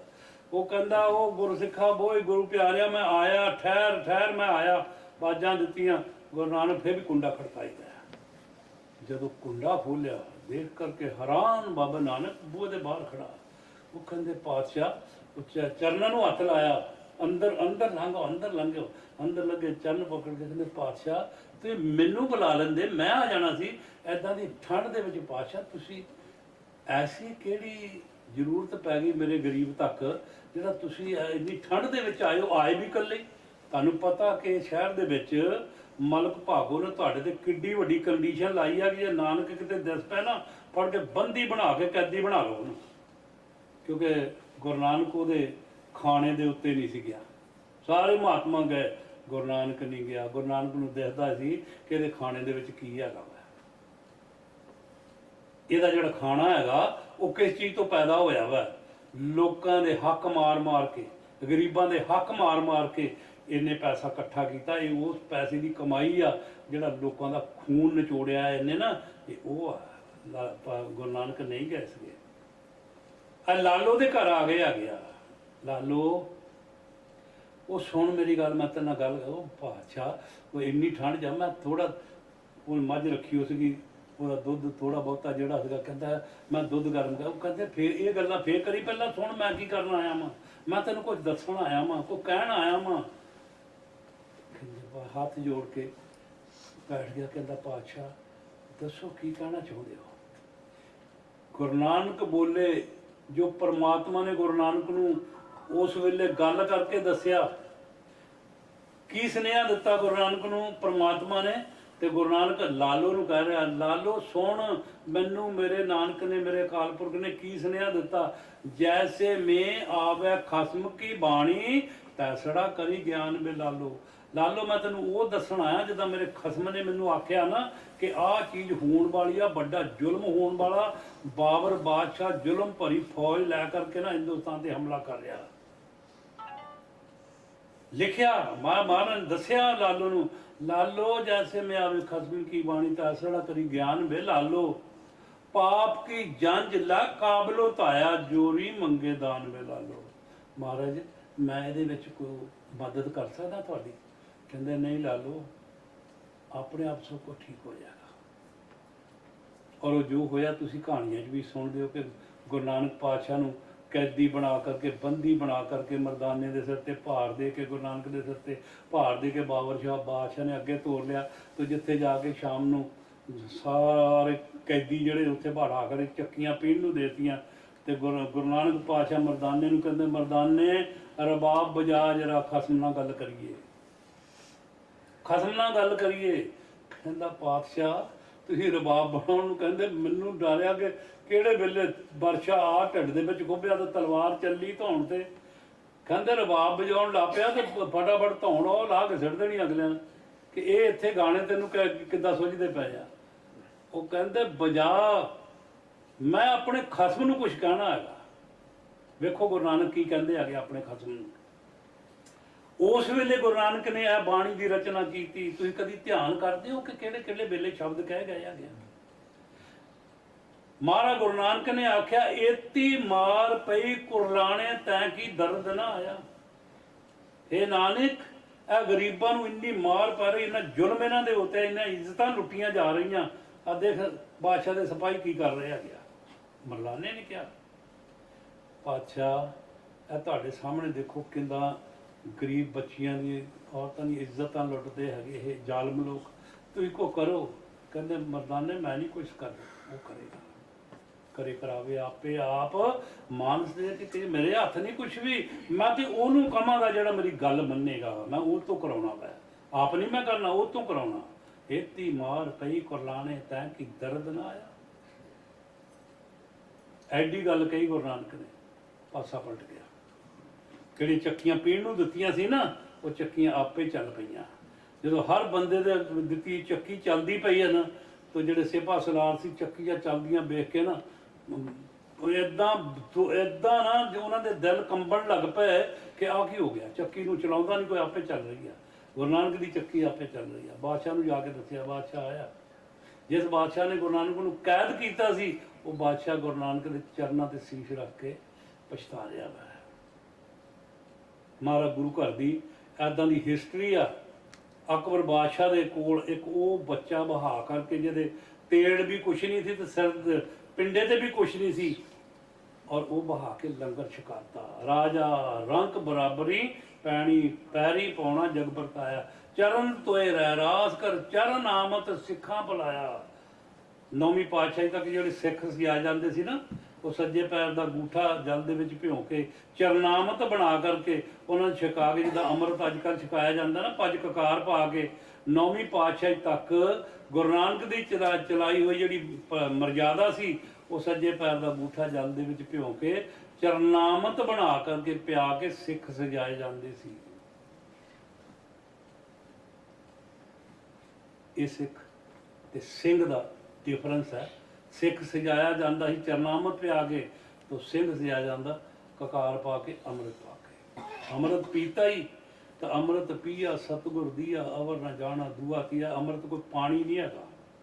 ਕੱਲ ਸਾਤੋਂ ਬੀਬੀ ਮੰਗਦੀ, ਆ ਪਾਣੀ ਦੇ ਦੇਵਾਂਗਾ, ਉੱਥੇ ਹੈਗਾ, ਉੱਥੇ ਪਾਣੀ ਦੇ ਦੇ, ਪਾਣੀ ਹੈ ਨਹੀਂ ਮੇਰੇ ਕੋਲ, ਕਿਹੜਾ ਇੱਥੇ ਟੂਟੀ ਲੱਗੀ ਆ ਮਾਤਾ, ਤੇ ਮੈਂ ਤੋਂ ਪਾਣੀ ਘਰ ਦਿਆ ਦਵਾਂਗਾ, ਉੱਥੇ ਟੂਟੀ ਲੱਗੀ ਹੈ। ਗੱਲ ਨਹੀਂ, ਕਿੰਨੇ ਸਾਲ ਹੋ ਗਏ ਮਹਾਰਾਜ ਦੀ ਸੰਗਤ ਕਰਦੇ? ਕਹਿੰਦੇ ਜੀ 30 ਸਾਲ ਹੋ ਗਏ। 30 ਸਾਲ, my God, best part of the life, wonderful part of the life. 30 ਸਾਲ ਜ਼ਿੰਦਗੀ ਦੇ ਬਹੁਤ ਵੱਡਾ ਹਿੱਸਾ ਵਾ। 30 ਸਾਲਾਂ ਦੇ ਵਿੱਚ ਤੁਹਾਨੂੰ ਗੁਰੂ ਘਰ ਦੇ ਵਿੱਚ ਜਾ ਕੇ ਪਤਾ ਨਹੀਂ ਲੱਗਾ ਕਿ ਉੱਥੋਂ ਪਾਣੀ ਮਿਲਦਾ ਕਿ ਅੰਮ੍ਰਿਤ ਮਿਲਦਾ। ਕੀ ਬਾਤ! ਪਾਣੀ ਤੁਹਾਡੇ ਘਰਾਂ 'ਚ ਬਥੇਰਾ, ਉੱਥੋਂ ਅੰਮ੍ਰਿਤ ਮਿਲੇਗਾ ਜਿਹੜਾ ਪੀਣ ਦੇ ਨਾਲ ਅੰਮ੍ਰਿਤ ਪੀਆ ਤ੍ਰਿਖਾ ਬੁਝੀ। ਜਿਹੜੇ ਮਨ ਦੇ ਵਿਕਾਰਾਂ ਦੀ ਅੱਗ ਲੱਗੀ ਹੋ ਸੀਗੀ ਨਾ, ਅੰਮ੍ਰਿਤ ਪੀ ਕੇ ਉਹ ਬੁਝ ਗਈ। ਤੇ ਤੁਸੀਂ ਤੁਹਾਡੇ ਬੁਝਦੀ ਹੈਗੀ। ਮੈਂ ਤਾਂ ਹੀ ਤੁਹਾਨੂੰ ਪੁੱਛਦਾ ਕੀ ਕਰਨ ਨੂੰ ਲਿਜਾਂਦੇ ਹੋ ਤੁਸੀਂ? ਤੁਹਾਨੂੰ ਕੋਈ ਫਾਇਦਾ ਹੁੰਦਾ? ਹਾਂਜੀ ਬਹੁਤ ਫਾਇਦਾ ਹੁੰਦਾ, ਬਹੁਤ ਫਾਇਦਾ ਹੁੰਦਾ। 7 ਵਜੇ ਫਿਰ ਆ ਜਾਓ, ਜੇ ਫਾਇਦਾ ਹੁੰਦਾ ਫਿਰ ਲਿਆਓ, ਨਹੀਂ ਤੇ ਆਰਾਮ ਨਾਲ। ਫਿਰ ਉਹਨੇ ਕਈ ਕਹਿੰਦੇ ਉਹ ਚਲੋ $1 ਦੀ ਬੋਤਲ ਹੀ ਸਹੀ ਲੈ ਜਾਂਦੇ ਆ, ਮੁਫਤ ਹੀ ਮਿਲਦੀ ਆ। ਮੈਨੂੰ ਤਾਂ ਕੋਈ ਫਰਕ ਨਹੀਂ ਪੈਣਾ, ਜਿੰਨੀਆਂ ਮਰਜ਼ੀ ਲੈ ਜਾਓ। ਤੇ ਪੈਸੇ ਵੀ ਚੱਕ ਕੇ ਲੈ ਜਾਓ ਸਾਰੇ, ਮੈਂ ਵੰਡ ਦੇਣੇ। ਕੱਲ ਲੋਹੜੀ ਆ ਨਾ, ਕੀ ਕਹਿੰਦੇ? ਮੈਂ ਤੁਹਾਤੋਂ ਲੋਹੜੀ ਮੰਗਾਂਗਾ, ਤੁਸੀਂ ਮੇਰੇ ਤੋਂ ਮੰਗੇ। ਕੱਲ ਲੋਹੜੀ ਆ ਨਾ, ਸਭ ਆ ਜਾਓ, ਸਭ ਆ ਜਾਓ। ਲੋਹੜੀ ਦੇ ਉੱਤੇ ਕਿ ਲੋਹੜੀ ਕਿਉਂ ਮਨਾਈ ਜਾਂਦੀ ਹੈ, ਕਦੋਂ ਸ਼ੁਰੂ ਹੋਈ ਲੋਹੜੀ, ਕਾਹਦੇ ਲਈ ਸ਼ੁਰੂ ਹੋਈ, ਇਹਦੇ ਤੇ ਬੋਲਾਂਗੇ। ਤੁਹਾਨੂੰ ਪਤਾ ਕਿ ਲੋਹੜੀ ਕਿਉਂ ਸ਼ੁਰੂ ਹੋਈ ਤੇ ਕਿਹਦੇ ਵਾਸਤੇ ਸ਼ੁਰੂ ਹੋਈ? ਹੈ ਆਹ ਸਤਸੰਗ 'ਚ ਦੱਸਿਆ ਆ ਵਾ ਇੱਕ ਵਾਰੀ, ਉਦੋਂ ਵੀ ਲੋਹੜੀ ਵਾਲੇ ਦਿਨ ਅਸੀਂ ਇੱਥੇ ਸੀਗੇ, ਉਦੋਂ ਦੱਸਿਆ ਸੀਗਾ। ਉਹਨਾਂ ਸੇਵਕਾਂ ਨੂੰ ਜ਼ਰੂਰ ਚੇਤਾ ਹੋਊਗਾ ਜਿਹਨਾਂ ਨੂੰ ਦੱਸਿਆ ਵਾ। ਹਾਂ, ਜਿਹੜੇ ਉਦੋਂ ਸਤਸੰਗ 'ਚ ਹੋਣਗੇ ਉਹਨਾਂ ਨੂੰ ਪਤਾ ਹੋਵੇਗਾ, ਬਾਕੀ ਆਮ ਨਹੀਂ ਪਤਾ ਹੋਵੇਗਾ। ਇਸ ਕਰਕੇ ਮਹਾਰਾਜ ਕਹਿੰਦੇ ਆ ਜ਼ਿੰਦਗੀ ਦੇ ਵਿੱਚ ਦਿਨ ਗੁਜ਼ਰਦੇ ਜਾ ਰਹੇ ਆ, ਇੱਕ ਘੜੀ ਜਿੱਦਾਂ ਇੱਥੇ ਤਾਂ ਦਿਸੀ ਨਹੀਂ ਮੈਨੂੰ ਘੜੀ, ਉਹ ਸੂਈ ਨਹੀਂ ਚੱਲਦੀ, ਇੱਦਾਂ ਤੁਹਾਡੀ ਉਮਰ ਘਟ ਰਹੀ ਆ, ਉਮਰ ਘਟ ਰਹੀ ਆ, ਵੱਧ ਨਹੀਂ ਰਹੀ। ਨਵਾਂ ਸਾਲ ਜਦੋਂ ਦੇਖੋ ਕਿੰਨਾ ਲੋਕਾਂ ਖੁਸ਼ੀ ਮਨਾਈ, ਤਾਂ ਮੈਂ ਆਪਣੇ ਘਰ ਦੇ ਵਿੱਚ ਹੀ ਬੈਠਾ ਸੀ ਉਦੋਂ, ਮੈਂ ਕਿਤੇ ਨਹੀਂ ਗਿਆ। ਗੱਦੀ ਦੇ ਮੂਹਰੇ ਬੈਠੇ ਅੱਧਾ ਘੰਟਾ ਪਹਿਲਾਂ ਹਾਂ ਬੈਠ ਕਰਕੇ ਸਿਮਰਨ ਸ਼ੁਰੂ ਕੀਤਾ। ਬੱਚੇ ਮੇਰੇ ਪੋਤੇ ਪੋਤੀਆਂ ਜਿਹੜੇ ਸੀਗੇ ਆ ਕਰਕੇ ਨੂੰ ਕੋਲ ਆ ਕੇ ਬਹਿ ਗਏ, ਜਿੰਨੀ ਤੱਕ ਸਿਮਰਨ ਕੀਤਾ ਹੋਵੇ ਕਰ ਲਾ। ਸਿਮਰਨ ਕੀਤਾ, ਜਦੋਂ ਪੂਰੇ ਟਾਈਮ ਹੋਇਆ ਤੋਂ ਬਾਹਰ ਪਟਾਕੇ ਚੱਲਣ ਲੱਗ ਪਏ, ਪਤਾ ਲੱਗ ਗਿਆ ਕਿ 12 ਵੱਜ ਗਿਆ ਗਿਆ। ਹਾਂਜੀ, ਤੋਂ ਅਸਾਂ ਅਰਜ਼ੋਈ ਕੀਤੀ। ਅਰਜ਼ੋਈ ਕਰਨ ਤੋਂ ਬਾਅਦ ਜਦੋਂ ਬੱਚੇ ਆਪਣੇ ਇੱਕ ਨੂੰ ਪੁੱਛਿਆ, ਪੁੱਤਰ ਕਿੰਨੀਆਂ ਖੁਸ਼ੀਆਂ ਲੋਕਾਂ ਦੇ, ਕਿੰਨਾ ਅੱਜ ਪਟਾਕਾ ਚੱਲਿਆ, ਅਰਬਾਂ ਰੁਪਇਆ ਫੂਕ ਕਰਕੇ ਰੱਖ ਦਿੱਤਾ। ਇਹ ਅਰਬਾਂ ਰੁਪਇਆ ਲੋਕਾਂ ਗਰੀਬਾਂ ਦੇ ਵਿੱਚ ਵੰਡਿਆ ਜਾਂਦਾ ਇਹੀ ਪੈਸਾ, ਤੇ ਮੈਂ ਕਿਹਾ ਅਗਲਿਆਂ ਦੀ ਜ਼ਿੰਦਗੀ ਖੁਸ਼ਗਵਾਰ ਹੋ ਜਾਣੀ ਸੀ। ਮੈਂ ਤੂੰ ਪੁੱਤਰ ਅੱਜ ਨਵਾਂ ਸਾਲ ਚੜ੍ਹਿਆ ਕਿ ਤੂੰ ਰੀਅਲਾਈਜ਼ ਕੀਤਾ ਕਿ ਕੀ ਹੋਇਆ ਵਾ? ਕਹਿੰਦੇ ਬਾਬਾ ਜੀ ਮੈਨੂੰ ਇੱਕ ਗੱਲ ਯਾਦ ਆ, ਤੁਸੀਂ ਇੱਕ ਵਾਰੀ ਕਿਹਾ ਸੀਗਾ, ਉਹ ਜਦੋਂ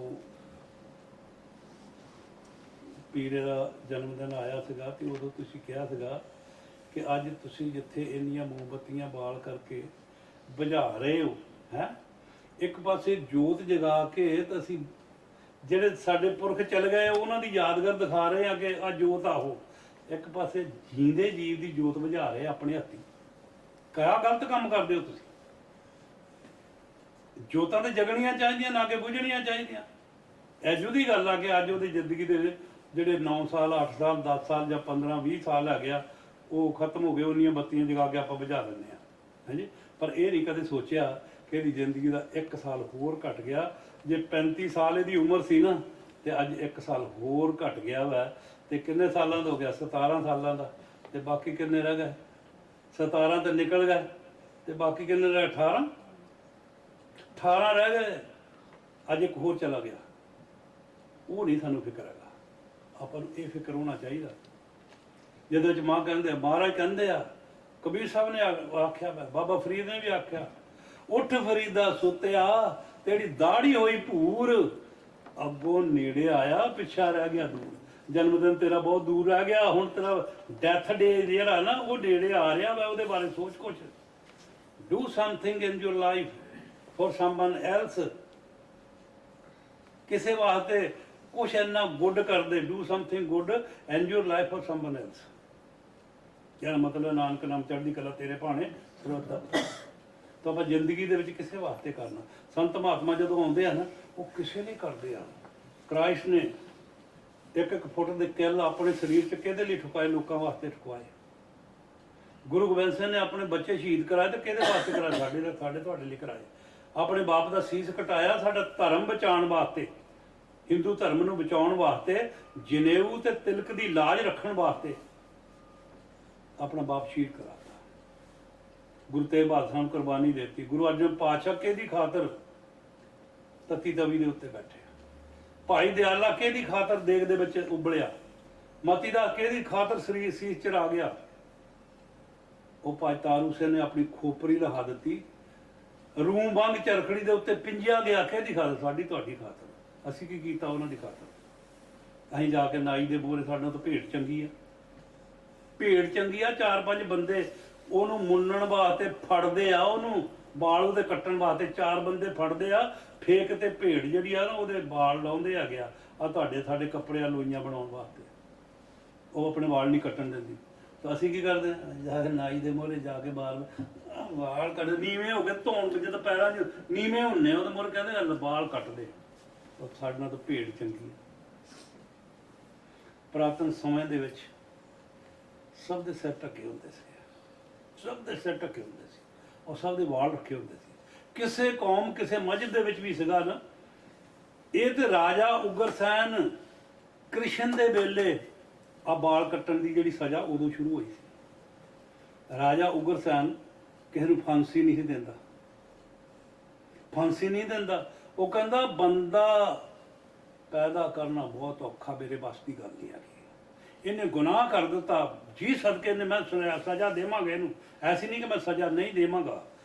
ਜਿਹੜਾ ਬੰਦਾ ਬਹੁਤ ਵੱਡਾ ਕ੍ਰਾਈਮ ਕਰਦਾ ਉਹਦਾ ਜੂੜਾ ਤੇ ਉਹਦੀ ਦਾੜੀ ਕੱਟ ਦਿੱਤੀ ਜਾਂਦੀ ਸੀ, ਔਰ ਉਹ ਪਿੰਡਾਂ ਦੇ ਵਿੱਚ ਫਿਰ ਰਹਿ ਨਹੀਂ ਸਕਦਾ, ਪਿੰਡਾਂ 'ਚ ਨਹੀਂ ਰਹਿ ਸਕਦਾ। ਜੰਗਲਾਂ 'ਚ ਜਾ ਕੇ ਉਹ ਵੱਸਦਾ ਹੀ। ਫਿਰ ਜੰਗਲਾਂ ਦੀ ਲਾਈਫ ਤੁਹਾਨੂੰ ਪਤਾ ਕਿੱਦਾਂ ਦੀ ਸੀਗੀ। ਪਿੰਡਾਂ 'ਚ ਨਹੀਂ ਰਹਿੰਦਾ ਹੁੰਦਾ, ਉਸ ਬੰਦੇ ਨੂੰ ਪਿੰਡ 'ਚ ਨਹੀਂ ਰਹਿਣ ਦਿੰਦੇ ਹੁੰਦੇ ਕਿ ਇਹਨੇ ਆਹ ਗੁਨਾਹ ਕੀਤਾ ਹੈਗਾ, ਇਹਨੇ ਰੇਪ ਕੀਤਾ, ਇਹਦੀ ਦਾੜੀ ਕੱਟ ਦਿੱਤੀ ਗਈ ਆ, ਇਹਦਾ ਜੂੜਾ ਕੱਟਣ ਦਾ ਬਹੁਤ ਵੱਡਾ ਗੁਨਾਹ ਕੀਤਾ ਵਾ ਇਹਨੇ। ਉੱਥੋਂ ਚੱਲਿਆ ਸੀ। ਤੇ ਹੁਣ ਤੁਸੀਂ ਬਿਨਾਂ ਹੀ ਗੁਨਾਹ ਤੋਂ ਆਪਣੇ ਵਾਲ ਕਟਾਈ ਜਾਂਦੇ। ਉਹ ਬੱਚਾ ਜੰਮਦਾ ਵਾ, ਨਾ ਵਾਲ ਕੱਟੋ ਉਹਦੇ। ਮੁਸਲਮਾਨਾਂ ਦੇ ਘਰ ਜੰਮਿਆ ਨਾ ਵਾਲ ਕੱਟੋ ਉਹਦੇ। ਗੋਰਿਆਂ ਦੇ ਘਰ ਜੰਮਿਆ ਨਾ ਵਾਲ ਕੱਟੋ। ਹਿੰਦੂਆਂ ਦੇ ਘਰ ਜੰਮਿਆ, ਸਿੱਖਾਂ ਦੇ ਘਰ ਨਾ ਵਾਲ ਕੱਟੋ। ਕੀ ਹੋਵੇਗਾ? ਵਾਲ ਵੱਧ ਜਾਣਗੇ, ਦਾੜੀ ਆ ਜਾਏਗੀ, ਨਾ ਕੱਟੋ।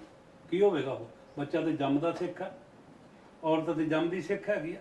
ਤਾਂ ਬਣਾਉਣ ਦੀ ਲੋੜ ਹੀ ਨਹੀਂ ਹੈਗੀ। ਅਸੂਲਾਂ 'ਚ ਬੰਨਣ ਦੀ ਲੋੜ ਆ।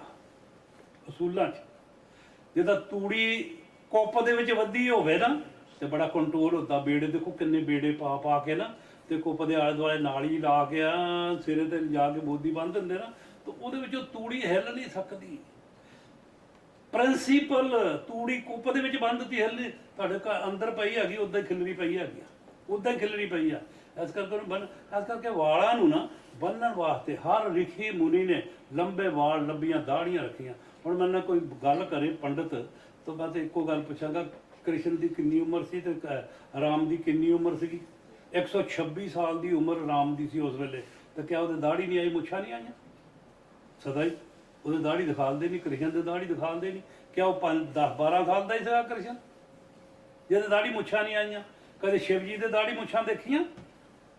ਬ੍ਰਹਮਾ ਦੇ ਦਿਖਾਲ ਦਿੰਦੇ ਆ। ਉਹ ਜਿਹਦੇ ਕੀ ਹੈਗਾ ਆ, ਵਿਸ਼ਨੂੰ ਦੇ ਕਦੀ ਨਹੀਂ ਦਿਖਾਲਦੇ। ਨਾ ਵਿਸ਼ਨੂੰ ਦੇ ਦਾੜੀ ਦਿਖਾਲਦੇ ਆ, ਨਾ ਬ੍ਰਹਮਾ ਦੇ ਉਹਦੇ ਸ਼ਿਵ ਜੀ ਦੇ ਦਿਖਾਲਦੇ ਆ। ਤੇ ਬ੍ਰਹਮਾ ਦੀ ਦਾੜੀ ਐਡੀ ਵੱਡੀ ਦਿਖਾਲਦੇ। ਉਹ ਵੱਡੀ ਉਮਰ ਦੇ ਸੀ ਉਹਨਾਂ ਨਾਲ। ਕਿਆ ਬਾਤ ਹੈ। ਸਪੋਜ਼ ਕੀਤੀਆਂ ਫੋਟੋਆਂ ਤੁਹਾਡੇ ਸਾਹਮਣੇ ਆਉਂਦੀਆਂ। ਸਪੋਜ਼ ਫਰਜ਼ ਕਰ ਲਓ ਇੱਦਾਂ ਦੇ ਸੀਗੇ, ਕਿਆ ਪਤਾ ਇੱਦਾਂ ਦੇ ਸੀ ਕਿੱਦਾਂ ਦੇ ਸੀਗੇ, ਦੇਖੇ ਨਹੀਂ। ਜੇ ਦੇਖੇ ਉਹ ਕਹਿੰਦਾ ਵਾ ਸਾ ਜਟਾ ਜੂਠ ਸੀਗੇ, ਜਟਾ ਜੂਠ। ਗੁਰੂ ਗੋਬਿੰਦ ਸਿੰਘ ਕਹਿੰਦੇ ਆ, ਮੈਂ ਆ ਜਿਹੜਾ ਆਪਣੇ ਸਿੰਘ ਨੂੰ ਰੂਪ ਦੇਣ ਲੱਗਾ ਨਾ, ਇਹ ਰਿਖੀਆਂ ਮੁਨੀਆਂ ਦੀ ਪੋਸ਼ਾਕ ਲਈ। ਜਟਾ ਜੂਠ, ਵਾਲ ਜੂੜਾ ਤੇ ਦਾੜੀ, ਮੈਂ ਉਹਨਾਂ ਦੀ ਪੋਸ਼ਾਕ ਲਈ ਆ, ਰਿਖੀਆਂ ਮੁਨੀਆਂ ਦੀ। ਆ ਇੱਕ ਵਾਰੀ ਵਿਸਾਖੀ ਦੇ ਦਿਹਾੜੇ ਦੇ ਉੱਤੇ ਸਤਸੰਗ ਕੀਤਾ ਸੀਗਾ। 5 ਕਕਾਰ ਗੁਰੂ ਗੋਬਿੰਦ ਸਿੰਘ ਨੇ ਕਿੱਥੋਂ ਲੈ ਆ ਗਿਆ? 5 ਕਕਾਰ ਕਿੱਥੋਂ ਲੈ ਗੁਰੂ ਗੋਬਿੰਦ ਸਿੰਘ ਨੇ? ਜਟਾ ਜੂੜ, ਆ ਵਾਲ ਦਾੜੀ ਦੇ ਤੇ ਜੂੜਾ ਜਿਹੜਾ ਇਹ ਰਿਖੀਆਂ ਮੁਨੀਆਂ ਤੋਂ ਲਿਆ। ਆਹ ਪੋਸ਼ਾਕ ਚਾਹੀਦੀ ਮੈਨੂੰ ਆਪਣੇ ਸਿੰਘ ਦੇ ਵਾਸਤੇ, ਵੱਖਰੀ ਪੋਸ਼ਾਕ ਚਾਹੀਦੀ ਆ, ਕਿਸੇ ਦੇ ਵਿੱਚ ਮਿਕਸ ਨਾ ਹੋਵੇ। ਇਹਦੇ ਵਾਸਤੇ ਕੜਾ ਚਾਹੀਦਾ ਹੈਗਾ, ਕ੍ਰਿਸ਼ਨ ਦੇ ਸੁਦਰਸ਼ਨ ਚੱਕਰ ਦਾ ਰੂਪ, ਇਹਦੇ 'ਚ ਉਹ ਤਾਕਤ ਹੋਣੀ ਚਾਹੀਦੀ ਆ। ਔਰ ਕਛਹਿਰਾ ਚਾਹੀਦਾ, ਹਨੂਮਾਨ ਦੀ ਪਾਵਰ।